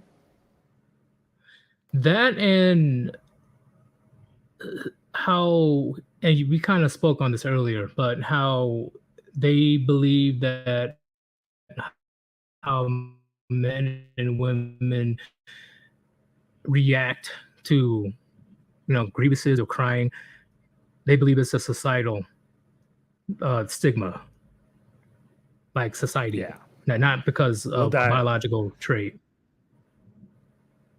I was thinking, well, these are people who, by and large, deny biology.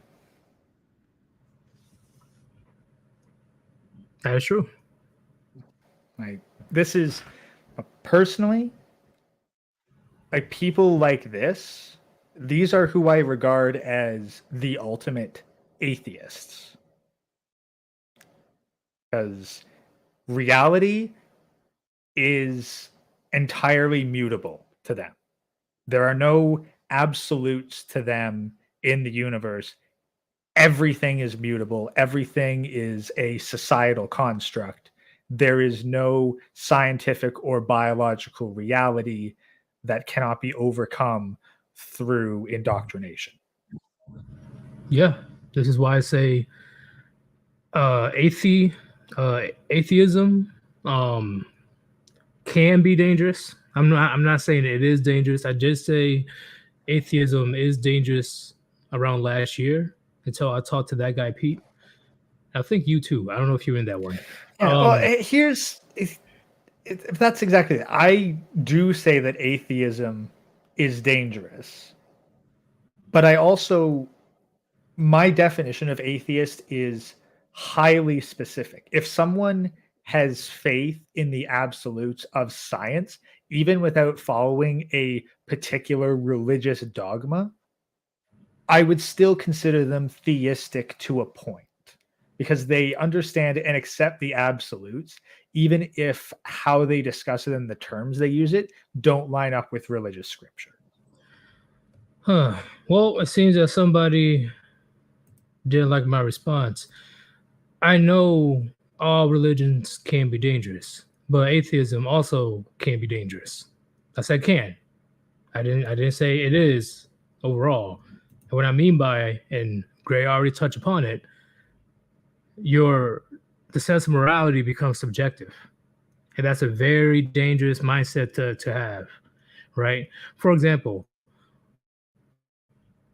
we got laws, right? Yeah, laws are good. Laws are pretty much, in my opinion, will keep everybody in check, right? Get consequences or whatever. But at the same time, let's say we didn't really have the laws today. Things were more back in the day, right? More lenient, as you can say. Um, a guy getting stabbed through the chest, or the atheist stabbing somebody in the chest, could be like, hey, I felt it was the right thing to do. Like, I felt it was, I believe that it should have happened. But the other person that's with the atheist say, oh no, we're supposed to give him due process, we're supposed to take him to court, blah, blah, blah. He's like, hey, relax. On top of that, with atheism, of them believing there won't be a heaven or hell, so they're not too worried about what's going to happen after they die, because when they die, they die. And I know there's different sections, right? The agnostic atheists, and I know there's like 4 of them, right? 4 or 3 of them. But at the end of the day, let's say a hardcore atheist, he says there's no God, there's nothing, there's no heaven, no hell. That can turn to a dangerous mindset when it comes to making choices. But that's the other thing, because the rejection of an afterlife, it usually rejects the idea of consequences for one's actions in its entirety. Like, if someone is atheistic, but they do have ethics and values that would line up with a Christian, like along all the basic lines, like, you don't have to be a theist to agree that murder is usually a bad thing, or that stealing is fundamentally wrong. You don't need to believe in God to follow the teachings of religious scripture and believe that they are right. At least right in the sense of builds a functional, healthy society. So that's where I differentiate. Like, when someone goes atheist to the point that there are no consequences, those are the kind of people that go to hell. The unrepentant sinner. They do terrible shit regardless of the consequences, thinking that they'll be immune, and then they can't understand why everything around them is terrible. I agree. Like, there's no point of that man or woman that says, oh, well, if I die, that's it. Who's going to punish me? I ain't going to burn in hell for eternity. Hell, fuck it. I'm just going to do what I want. And then, bam. What if there is a God up there? And you're like, she, like I fucked up. But those specific type of atheists is what I'm talking about. That's where it can get dangerous, right? Yeah, I guess you can say radical atheism. I guess I would differentiate between the atheist and the non-theist. Like, the atheist is the one who actively denies any sort of godlike presence in the universe, which I would include down to the base scientific principles and the mathematical laws that govern it. Whereas a non-theist simply does not ascribe to any of the dogma, mythology, or religious texts around it, but still has an understanding that there are fundamentals in the universe that cannot be altered through free will. I agree. And Divina atheism does not necessarily mean unprincipled. That's true, but I'm not saying that. Plenty of people who describe themselves as atheists definitely have principles. Yeah, they can still have principles and values and stuff, but the main thing that I have a concern with is their morality, right? Because once again, it's unfortunate that there isn't really a proper term that differentiates the moral atheists from the amoral atheists. Right. Because, in my opinion, once morality becomes subjective, that's when things can go south. Because what you believe is bad, the atheist will be like, I don't see anything wrong with it. You just Well, beheaded a cat. What are you talking about?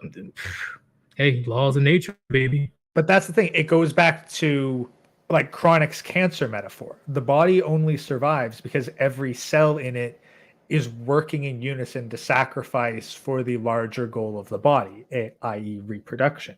As soon as you get cancer Right. cells that don't care about the larger purpose of the body, they actively destroy the body from the inside out, and they need to be purged.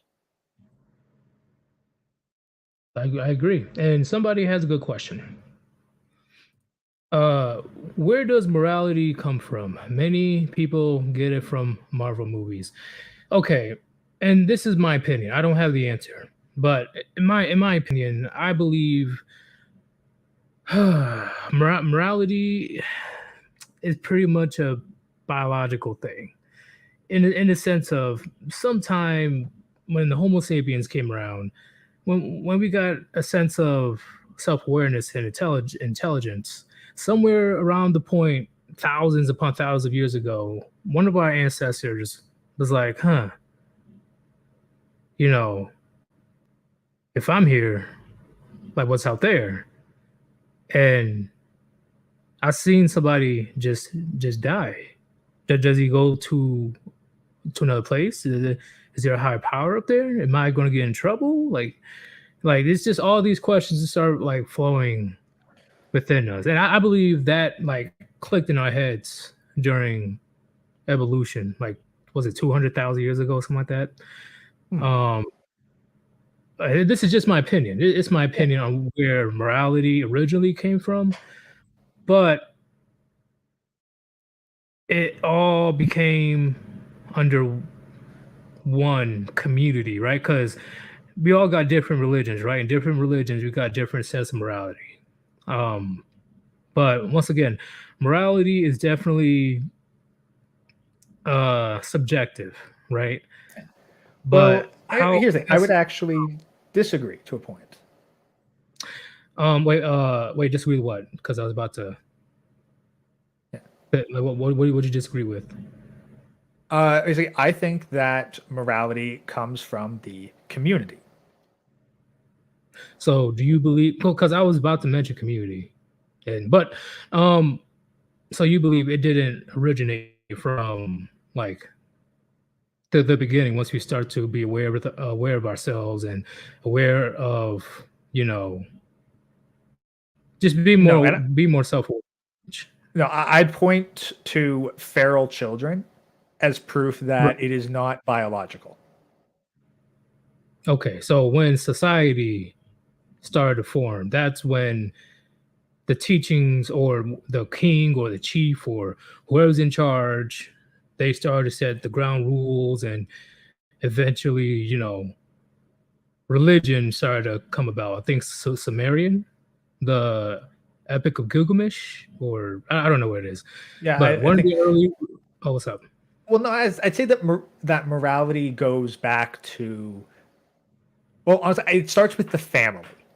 That is where morality first begins, because like no child is Hold on, let me see. like comes into this world in a vacuum. They have parents, and the Right. parents set down what is moral, what is amoral, which is largely subjective to what do the parents want you to do, what do the parents not want you to do. But then that expands to the larger community, and this is where morality enters an evolution. Because if the morality that your community or society is based on is successful, then your society will continue. And it will continue and propagate and spread further. If it is unsuccessful, then your community is going to wither, die, or be conquered by a more successful one. Okay. So, for example, if you have a community where killing is acceptable and no one punishes anyone else for killing, they're probably going to self destruct. I see what you're saying. Let me read this right quick. Most of our morality comes from natural law. Don't rape and don't murder, or religion extended it and appropriated it. Most religions have the same basis. Yeah, yeah. For the most part, I agree. For the most part, I'd want a little bit of an expansion on natural law, but this is where religion comes into it, because religion often forms as a counter to the existing societal law. Like, it's a bunch of people who decide to follow a different subset of rules within the larger rule set of society. okay. So what I'm getting at here is, so to start with the family. So I was like around the I was kind of on your way. What were you just saying about how it starts with, being self-aware? But I see when you say, when it starts with family, yeah, because even without religion, you know, you don't want to be punished, well, from your own parents, or whoever's in charge. Whoever has the power will tell you what you can or cannot do, and if you do something that the higher power is displeased, such as your parents, you will get a punishment. So they kind of shape and mold you to the best of their ability to have a sense of, right and wrong in their eyes, because once again, morality is subjective. Yeah. And as some of the people in the chat are pointing out, that they have pushed back against the society. And yes, there is a point where your individual life and experiences will agree or disagree with what is pushed on you by your society. But that is part of the societal evolution.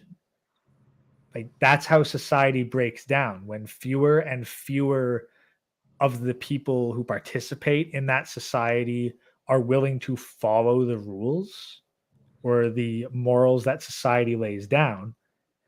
That is how it starts to change, or that is how it starts to die, because those people either don't protect it, as we're seeing right now, or they actively leave it to find a community that better suits them as an individual.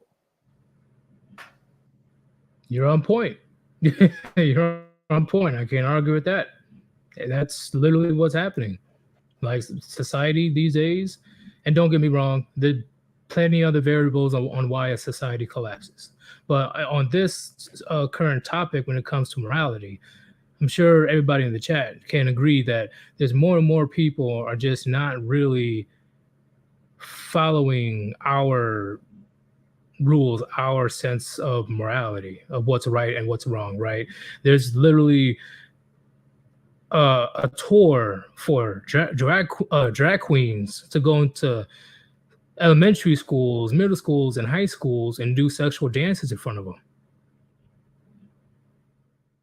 That's what Gray's talking about. That literally, that's the sign of society breaking down, because they're really trying to move the goalposts up. Oh, dancing sexually in front of the kids, wearing a wig. Don't know if I'm a man or a dude.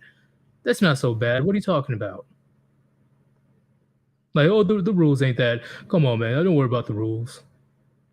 We just gonna do what we want. Let's think, they have made that the new acceptable rules and enforced it with the moral arbitrator of the law and the police force. Yes. And on top of the police force, which once again, I didn't know until the Texas thing happened.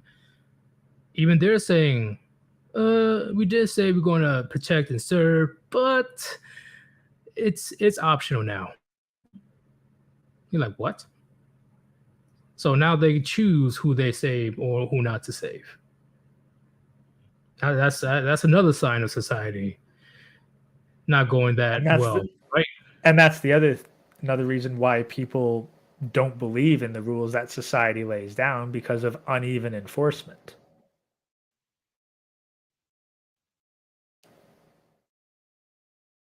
Like, I'm trying to remember the exact person and the exact quote, but something We're along just the going to lines have. of.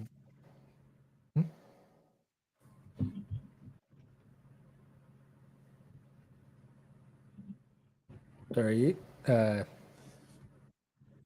What? sorry, I didn't quite catch it. I What's think you up? cut out for a bit there. Oh no, I was waiting for your quote. Oh, sorry.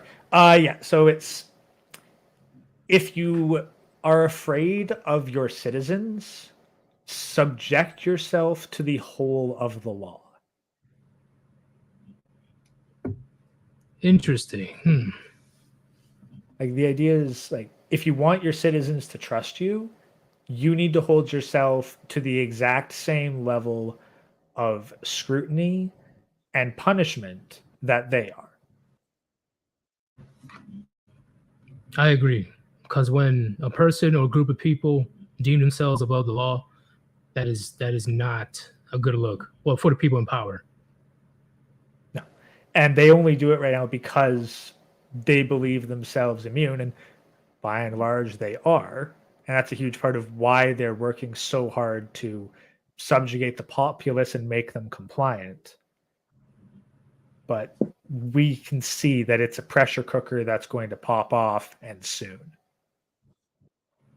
Yes, because there's going to be people that are trying to change the way society works in a morality sense, such as the progressives, versus the people that are not liking the change and they're willing to fight back if need be, such as people that are conservative, traditional. And that's why this subjective morality is pushed so hard by, like, the tech giants, or at least it's given the illusion of being supported.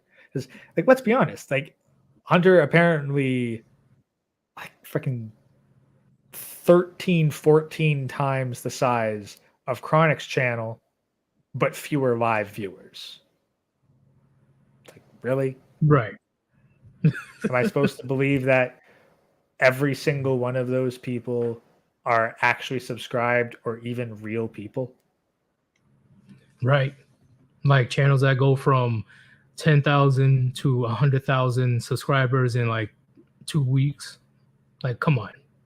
That can happen if they get one hell of a viral success, but Right. but a lot of it is audience retention. That's why live streams are incredibly useful, because it gives you a better idea of your engagement. Same with the likes. Like right now, like, you're at almost 9K subscribers.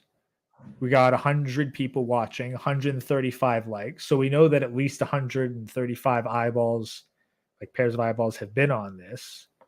So And that's I got like 80. what? Almost, it's a little over 10. That's what, over 10%. Yeah, and I got 86% of my subs still like returning people are watching my content, which is insanely high according to YouTube. You know, I got most of my audience watching my channel still. So, like, whereas if you've got 700,000 subs and you're only getting like 350 people, I'm just simplifying the numbers for math purposes. That's like what, 0.5%? Yeah, around there. Yeah. Like honestly, given the numbers, like, if Hunter had as good numbers as you do just for retention, he should have had literally tens of thousands of people in his live chat. Yeah, on his Tim Pool grind, you know, he should have been that high if people actually watch his content or if the subs are even real. I agree. So, Oh, before we continue, I gotta read this right quick. Somebody sent me a super chat. Thank you very much. Let me read this right quick. Do. I know somebody. Okay. The hater sedator. Thank you for your generous donation, man. He wants to say atheism isn't bad. People do need philosophy, community, guidance, and purpose, though. Religion, along with fathers, provide that in a convenient, consistent way. However, they've been replaced by the state and the internet. I agree with everything except for the atheism isn't bad, because I know people are perceiving what I say. Like, oh, atheism is horrible. Oh, demonic. Oh my God, is this Satanism? I'm saying that as all other religions can have extremists, atheists can be extremists as well, right? So Like, it can like, get bad. I'm not saying atheism is bad. like, here's the thing. I would feel better about the future of a society that was largely religious with a few individual atheists than a society that was largely atheist with a minority of religious people. Because atheists as a collective, like there's the individualist atheists and the collectivist atheists. And collectivist atheists, from what we've seen, worship the state. It becomes their new religion. Yes, and that is very bad when it comes to balance of power between the Because at that people and point, the you government. effectively have a state religion that cannot be held accountable by anyone. And we see the consequences. Somebody Now, an disagree with individual. something. Okay. What were you saying before we read this? No. Let's get into this. It's probably good to bounce off. Jiraiya, I disagree. I think atheism and religion don't need to be mutually exclusive. You can have an atheist view of the creation of the world, but at the same time, live by religious principles, in my opinion. That's technically what we're doing now when it comes to laws. That's the thing. Like, I agree with that. But here's like, this is why the language is frustrating. Because I see a principled atheist that believes in fundamental laws of reality as different from the atheist that believes reality and morality are entirely subjective. And it's unfortunate because the words to describe both groups of people are the same, but they really don't describe the same phenomenon. Let me know what you got to say, Jiraiya. This is a very good conversation. I'm digging it right now.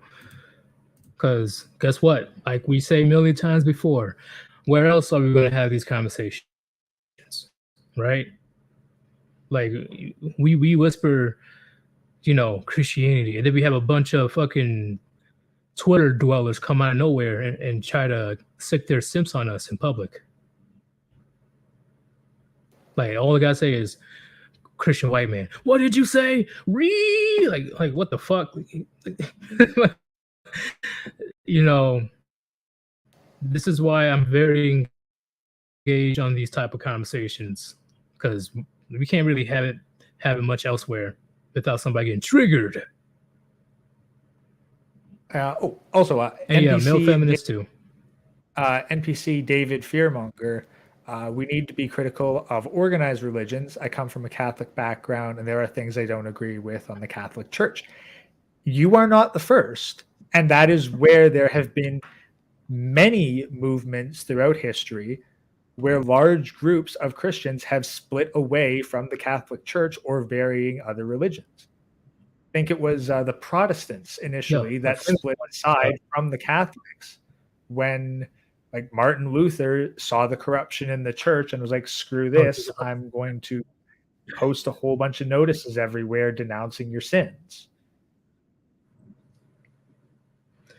If you don't question there is things, what'd you say? Sorry, you go. If you don't question the world, like, there is an existence.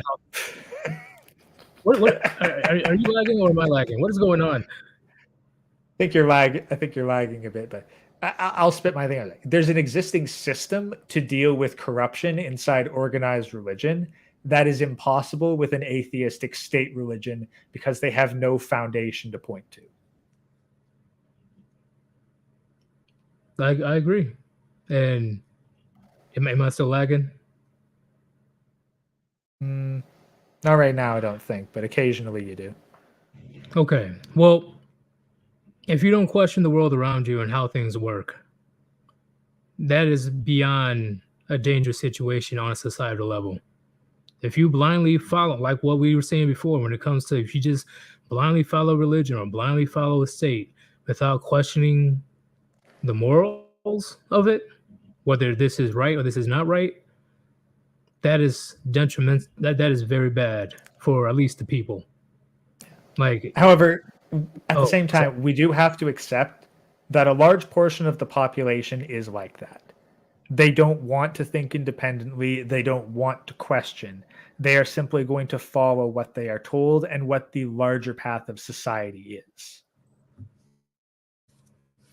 Exactly. Hey, even question science.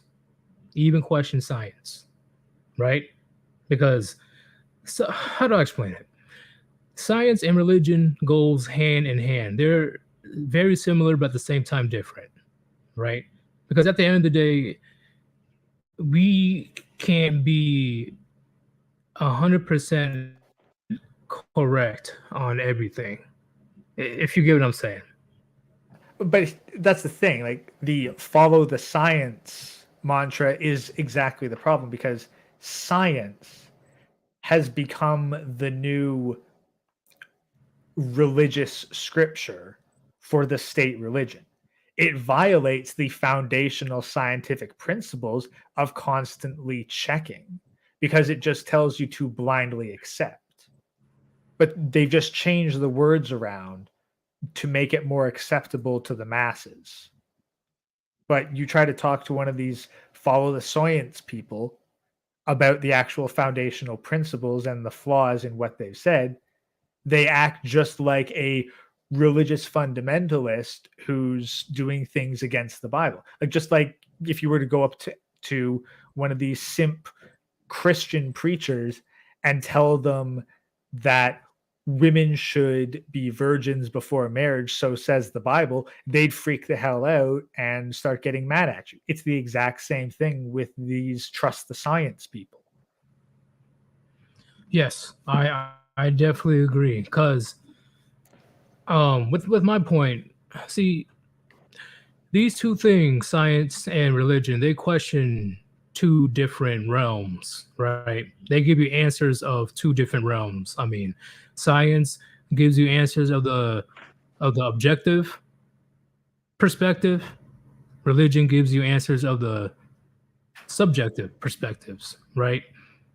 Like science is what you hear, feel, touch. You can say, "Oh yeah, that's a rock," because according to our studies and stuff, we find out that's a rock, right? When it comes to religion, it's mainly based on faith, but science doesn't really have the answers at times for religion, and religion does not have the answers sometimes for science. That's why I say it's very intertwined, religion and science. Yeah. It shouldn't go too far one side or the other, because once again, being extreme is bad. So extremist religious situations, that's bad. Extreme science, worship the state shit, that's bad. You gotta be able to balance things out. So But for to example, answer Jariah, if science cannot question science cannot question or cannot give you answers on what happens to you when you die, right? Same thing is religion cannot question, is God real? Like it's do you have a proof of God's existence? It's something that those two topics, they're closely intertwined in my opinion.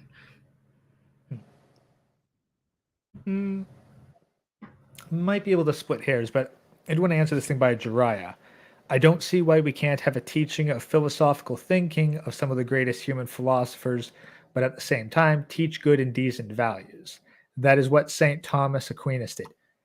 Not familiar with that gentleman in particular, but I'll answer. Because the state controls what we are taught, and the state does not want a bunch of free, independent thinkers with strong morals, ethics, values, and principles. They want obedient workers with a subjective morality that can change their mind depending on what the state wants at that particular moment. Hey, chat, put a 1 in the chat if you want literally a hardcore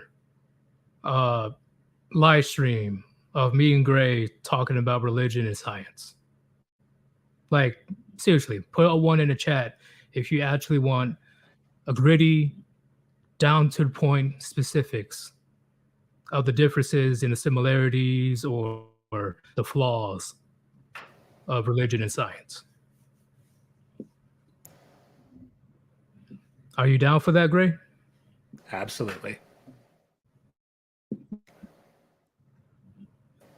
I think that would be a phenomenal conversation. I'm willing to learn, man. I'm willing to soak up anything. See, this is crazy. This is crazy, right, gentlemen? Because guess what? Believe it or not, magic happens when men gets together and critical think. They gather at bars. They gather at a gentleman's club, and not the strip club. Sometimes the strip club, but the back in the day gentlemen's club where guys can have a smoke, have a little drink, just formally, look good, males only, and we're able to actually talk about specifics like this. This is why. Honestly, I think the difference between a gentleman's club and a strip club is, can you have a civil conversation at an acceptable volume level? That is true. That is, you can't have a couple of strippers coming by and then they hear me saying I am the Senate. Like wait, what? No, like when I think gentleman's club, I think like kind of like a well lit, kind of high ceiling place with a whole bunch of tables and armchairs around, and maybe there's a lady in the corner in a nice dress, just kind of singing a solo act to the crowd. Like that's a gentleman's club. I agree. You described it a lot better than I did. But this is why, you know, in my opinion, they got rid of gentlemen's club, male only clubs, blah blah blah, because of this, because of what channels like ours and the Warband, we're able to come up with new ideas and open up you guys' mind of perspectives. Because hell, who knows what kind of new ideas can come out from this conversation? This is why I enjoy doing this. I enjoy it. This drives me to create more content. What do you have to say about that, Gray? Absolutely, and actually, Cool Chickens just recommended "The City of God" by Saint Augustine, so I just tabbed away and picked up a copy. So yeah, I'm probably gonna have to crack open some of my books. Okay, hold up. City of God. Yeah, I can send you a link right now. Okay.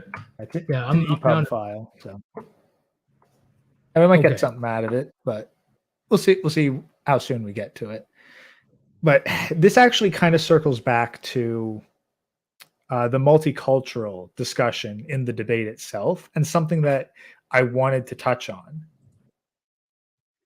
Does Hunter not think that people of different ethnicities can have the same culture?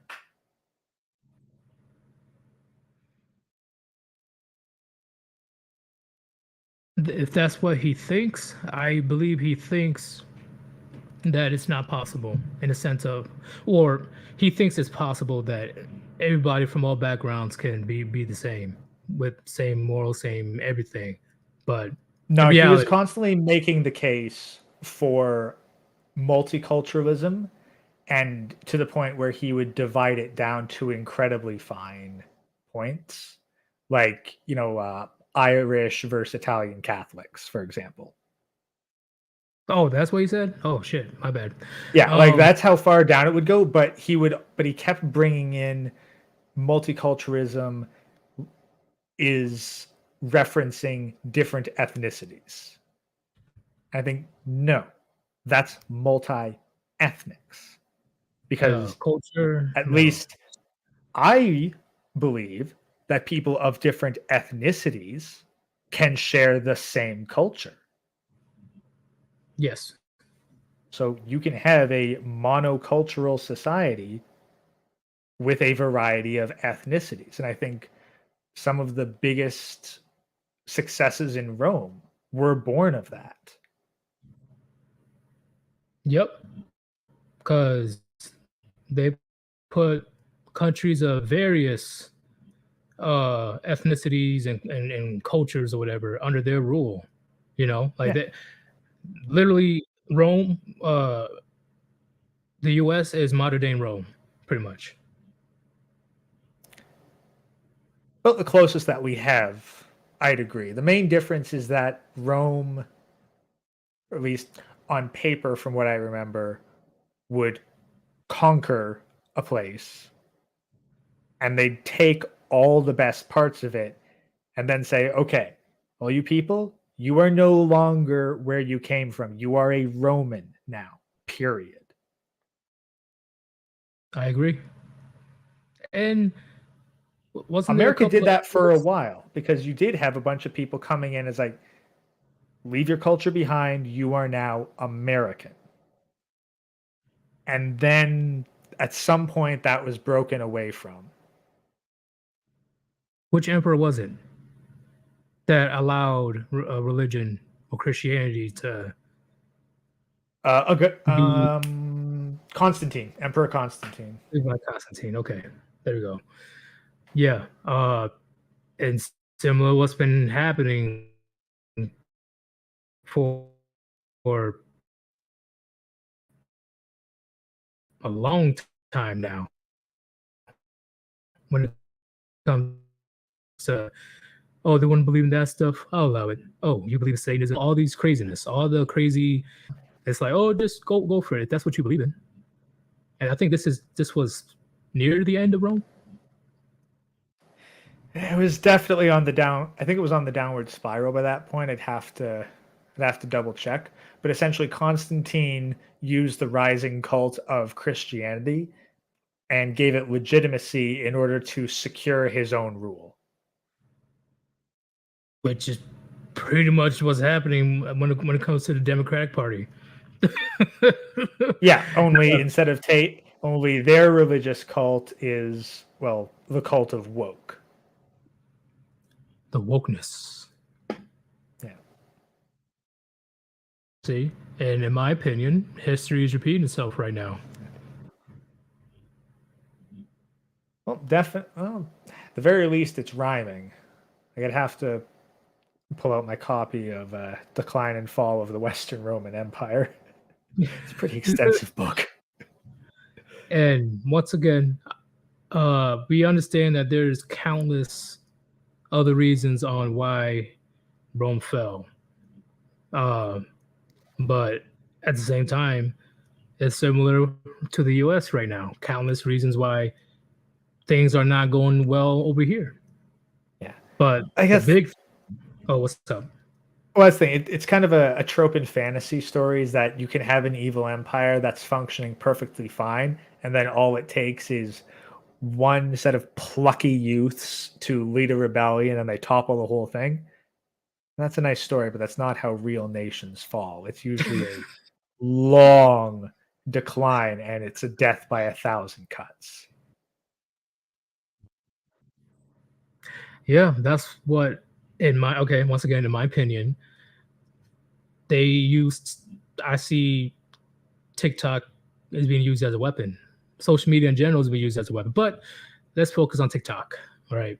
It is literally it's owned by the Chinese, melting. So yeah, and and after the explosion of TikTok and all these narcissistic social media platforms, got women literally running wild within the last 4 or 5 years. We got men turning to furries and femboys, weak, frail, effeminate men. It's just nothing but it's an online Sodom and Gomorrah, in my opinion, when it comes to at least TikTok. And guess what? Fun fact: China doesn't do the same thing to their own citizens. In fact, they have their own version of TikTok, but it has nothing about doing drugs, twerking on camera, all this unhealthy mindsets that will degrade the next generation.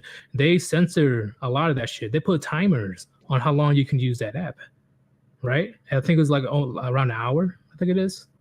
They can use the app per day because they know. Yeah, China's they really crack down. Like they've got their own. Like China has their whole entire parallel social media sphere. They got their own YouTube. They have their own version of various video games. They've got their own Twitter. They've got their own Facebook. They got their own TikTok. Like,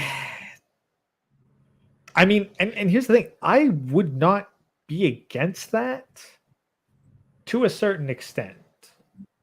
Like,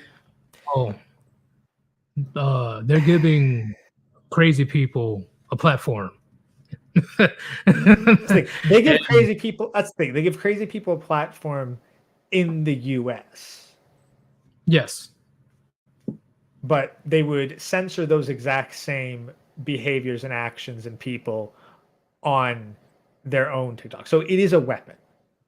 Like this is straight up like the purest example of a foreign country's psyop to aid in destroying and destabilizing an existing civilization.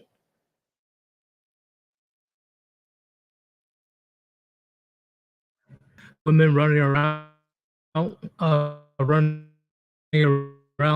a dog in heat, right?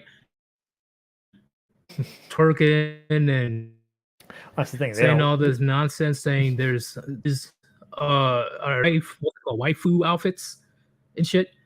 And once they get weakened enough, right? And I know Russia's involved in this as well, in this psyop. Once it's weakened enough, if China and Russia decides to actually get rowdy and wants to challenge the U.S., yeah, the U.S. has a lot of weapons and shit, and besides the nukes, right? Let's exclude the nukes. There won't be that many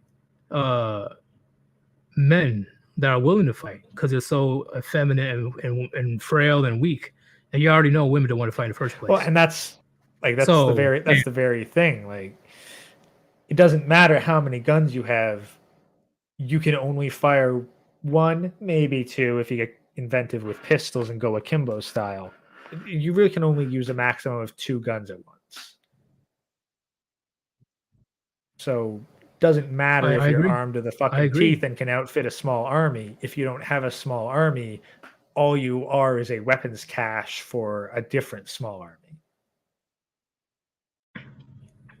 This is why I hate this toxic masculinity bullshit, right? Because this quote unquote toxic masculinity kept you guys safe and alive since the dawn of man. And China knows this, and Russia. But I believe China's the one that banned all the LGBT like content and stuff from their country. Because they know masculine men are the key to win wars. Yeah. What did I say about that? And China's like gearing up to go after Taiwan, right? From what I've been hearing, like through the grapevine. So, is the U.S. going to stop them?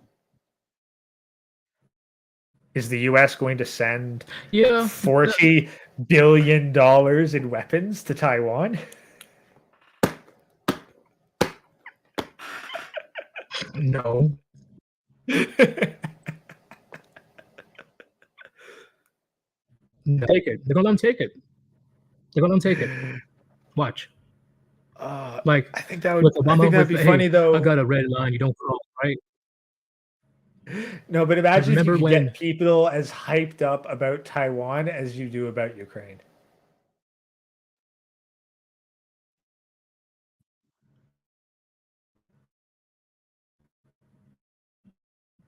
Oh, there's double Damn, you're standards, right?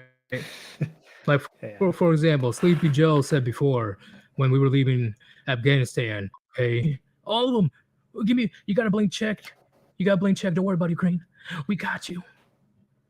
Wow, our economy is going up in flames. Yeah, well, it's a blank check because it's worth nothing. But it's all I'm saying is I got like when he kept saying toxic masculinity, this toxic masculinity win wars, right? Look at the men that we are raising right now. The future men. Was it like just weak, just frail? Like it disgusts me. And then bam, if somehow, some way they have to get shipped overseas or we get invaded, do you really think that they're willing to pick up a gun and fight those type of men? Like that's the thing, because you look at the top, and like the first thing, like I no longer ascribe anything the government does to incompetence. I they have run out the benefit of the doubt. I trust everything to be malice. So all of this weakening of the military has to be on purpose.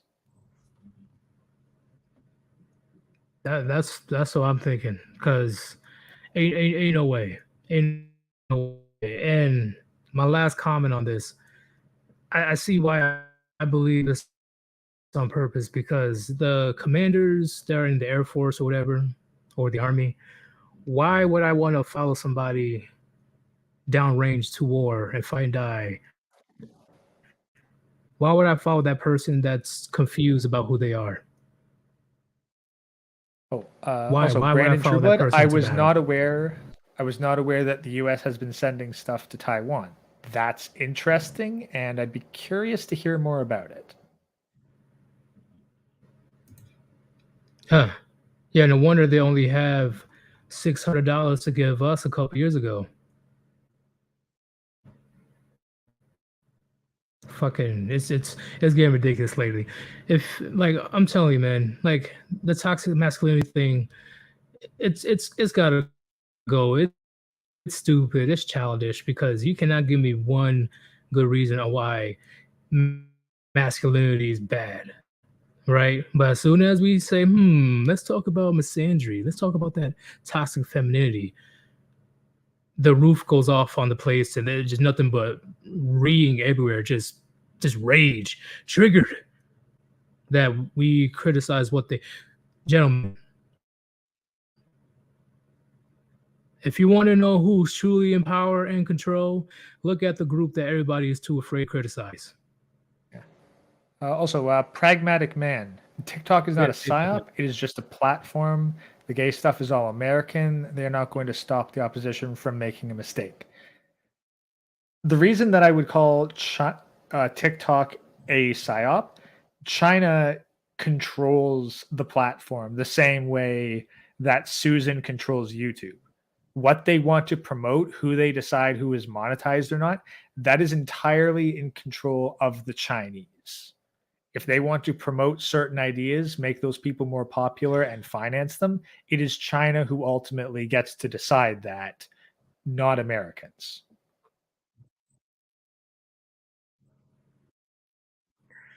If you don't believe that there's an information war right now, come on, bro. Open up your eyes. Come on, bro. The information war is real, and it's been happening for a while now. But now we're adding Ukraine and the Taiwan situation as well.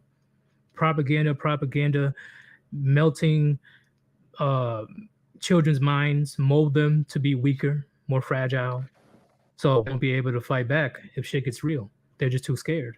Also, Christus. Why Rome? Why not Babylon? I've got more documentation on Rome than Babylon. That's why. Wait, who? Hold up.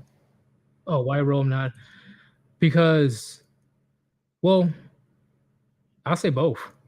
That's the thing. Like, I've just got more documentation on Rome, so I can provide more specific examples. I don't know that much about Babylon, so I'm not comfortable referencing it.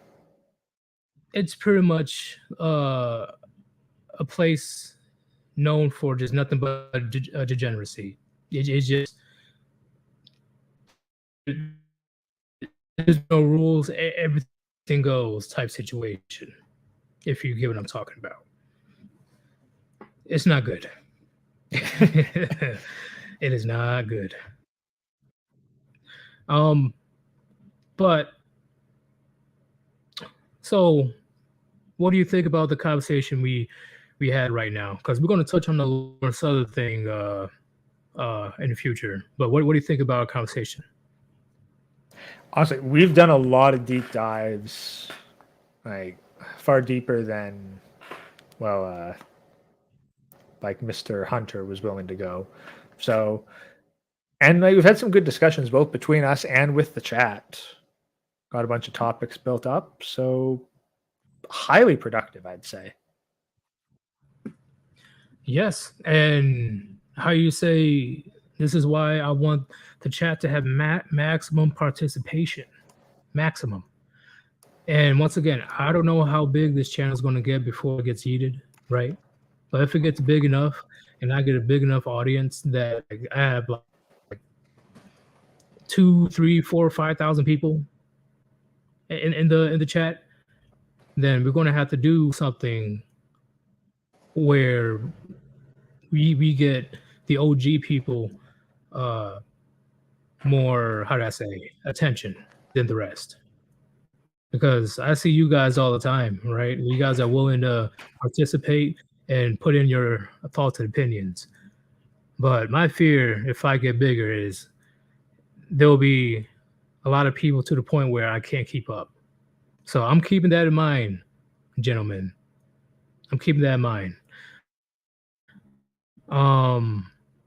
But in the end, it was insane. It was insane. Back to back debates that Chronic had. Lauren Southern. They want to say, "Oh, she was already going to debate Destiny. But she wasn't done with the debate with Chronic. Why did she add him in? Why?" And then this Hunter guy. We can discuss why when we get into the Lawrence Southern stream. Yeah. Just Oh yeah. We will. And then we have this Hunter guy that was extremely disrespectful, extremely rude. Never, not once, let Chronic finish what he had to say, finish his thoughts, and constantly putting words and assumptions in Chronic's mouth, and makes the most extreme strawman arguments to the point where the debate got nowhere.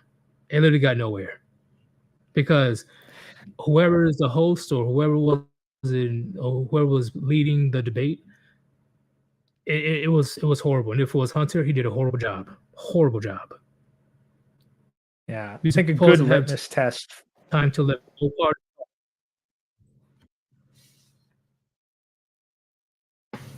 Yeah. What'd you say? Yeah, sorry. I think a good litmus test of how emotional someone is getting in a debate is whether or not they allow someone else to complete their thought before responding.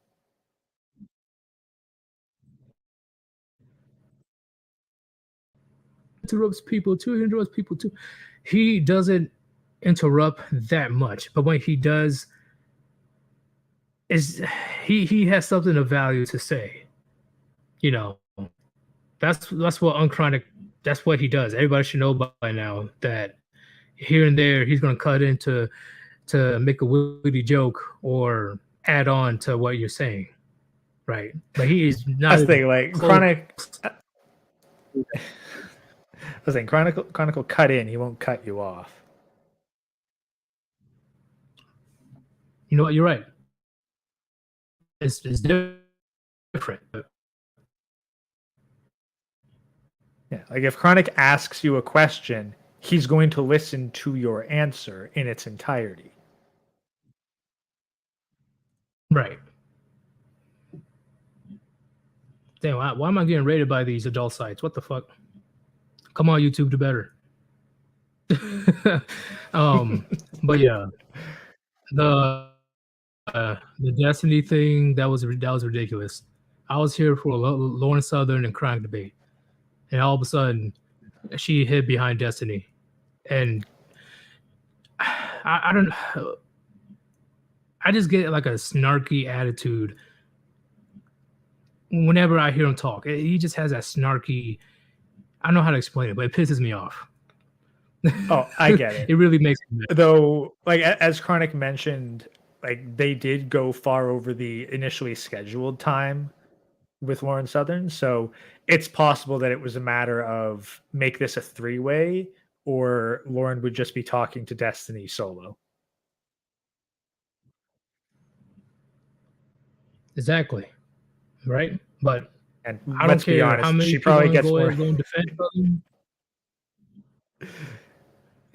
No, let's be honest. Chances are there was far more engagement for Chronic and Lauren than Destiny and Lauren. Right. And who was this guy? Destiny fans are mad he agreed with Chronic. Yeah, because whether you I don't have to like Davina, I don't have to like Mr. Pliskin, I don't have to like Gray, but I'm not here to discuss you as a person. We're here to talk about the topic. Don't get your feelings too involved when it comes to the topic, unless they want to disrespect you, like Hunter.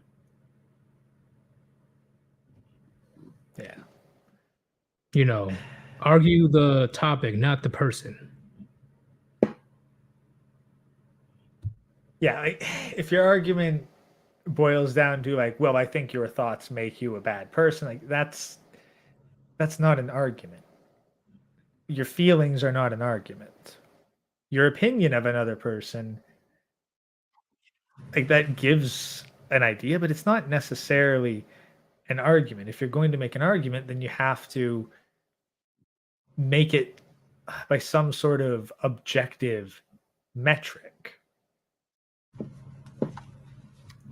Agreed. Definitely agree. But at the end of the day, I don't know. I don't get the hate, but at the same time, I do when it comes to Undead Chronic, because once again, they just spaz out when there's information that they don't agree with. Once Undead Chronic speaks facts, they go straight to they go straight to just, you don't know what you're talking about. That's for men and women as well.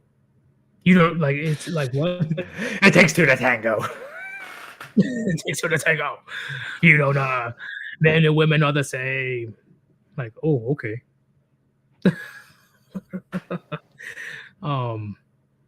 If even one man votes Democrat, then it's a male and female problem. Like, I can't. At their age, they should have enough emotional discipline to get their feelings aside and just talk about the actual topic, and not get triggered, right? I rarely get triggered, and when I do, more likely than not, it is because I got disrespected as a person. Honestly, I kind of wonder if this is, I think, actually the weakness of YouTubers and content creators in general that show their face. It becomes performative. Right. It always, and that means that one has to often exaggerate and be more willing to express their emotions. I think that might actually be detrimental in the long run, because if you're constantly pushing yourself to give off more and more emotional energy to be more appealing to your viewers, you're going to lose that rational control side of you. Yep. And like what I think is what you said before, I think it was yesterday, people are way more likely to side with the person that's more cool and collected. They tend to side with that person more. Yeah, unless they're like deep down the ideological rabbit hole and are just as emotionally worked up. Yeah. Put this up. Only time I've ever seen Sir Yeetus get mad was when he was being heavily discriminated against by a narcissistic sociopath that was legit evil. Yeah. And I think I pinned the comment in my video. It turns out a lot of people, they didn't know the full extent, or they thought that I was joking when I see for yourself. Bam. Yeah, I'm actually working on. I think I finally found a downloader that might be able to handle streams of a decent length. So, if I can get that working, then I'll. Brandon Blood. My shekels. Where are my shekels? Props to the shills in the chat, the unsung heroes of the channel. Yeah, Brandon Trueblood. He was going in with the putting down the link. Like he was saying the most weirdest shit. Like Lauren Southern. She wants used his funny bone. Like I'm like what? Your pubic bone, clearly. I'm like what? But we are going to end it here, gentlemen, because I think is Hammerhand on? We might be. Hey, is Hammerhand online? Let's take a look. Like doesn't look like he's channel, right? Yeah, Monk on Top of the Mountain. Not seeing anything. Oh, I thought he was streaming. Okay, I was wrong. But we're gonna get back to the conversation of. I really do appreciate you guys. Once again, I got my first like red donation ever today. And once again, I was shocked because I thought StreamYards was sending me an error, like I did something wrong. I was like, "What the fuck?" And when I looked up, I saw channel's donation. I was like, "Yo, what's good?" I was so hyped. I'm like, I'm getting somewhere. I'm gonna catch up to you, Tim Pool. Oh shit! But at the end of the day, you know, the Warband once again remains undefeated. All of you guys have our backs, because if you didn't, most likely it's because we're not genuine, or we are just saying stupid shit. And clearly that's not the case. We are saying a lot of things that men go through and what men don't feel like or are too afraid to speak out because their livelihoods and their reputations can be ruined. But don't worry, the Warband got you. Ain't that right, Gray? Damn straight. I guess I can say that now that I'm officially a member. Oh shit! But yeah, we're gonna have to make a good amount of art. We got to add you somehow. We'll figure it out. What'd you say? Yeah, I'll be firing up Photoshop and like trying to get like this script finished and start recording it. So. All right, too easy. Thank you very much, gentlemen, and a couple of ladies that shows up. Thank you for watching. This is Sir Yeetus. Hopefully you guys got a lot of gems dropped on you today, and expect another stream later on tonight or tomorrow, depending on how I feel. This is Sir Yeetus, and we are out. Peace. Peace out, Warband.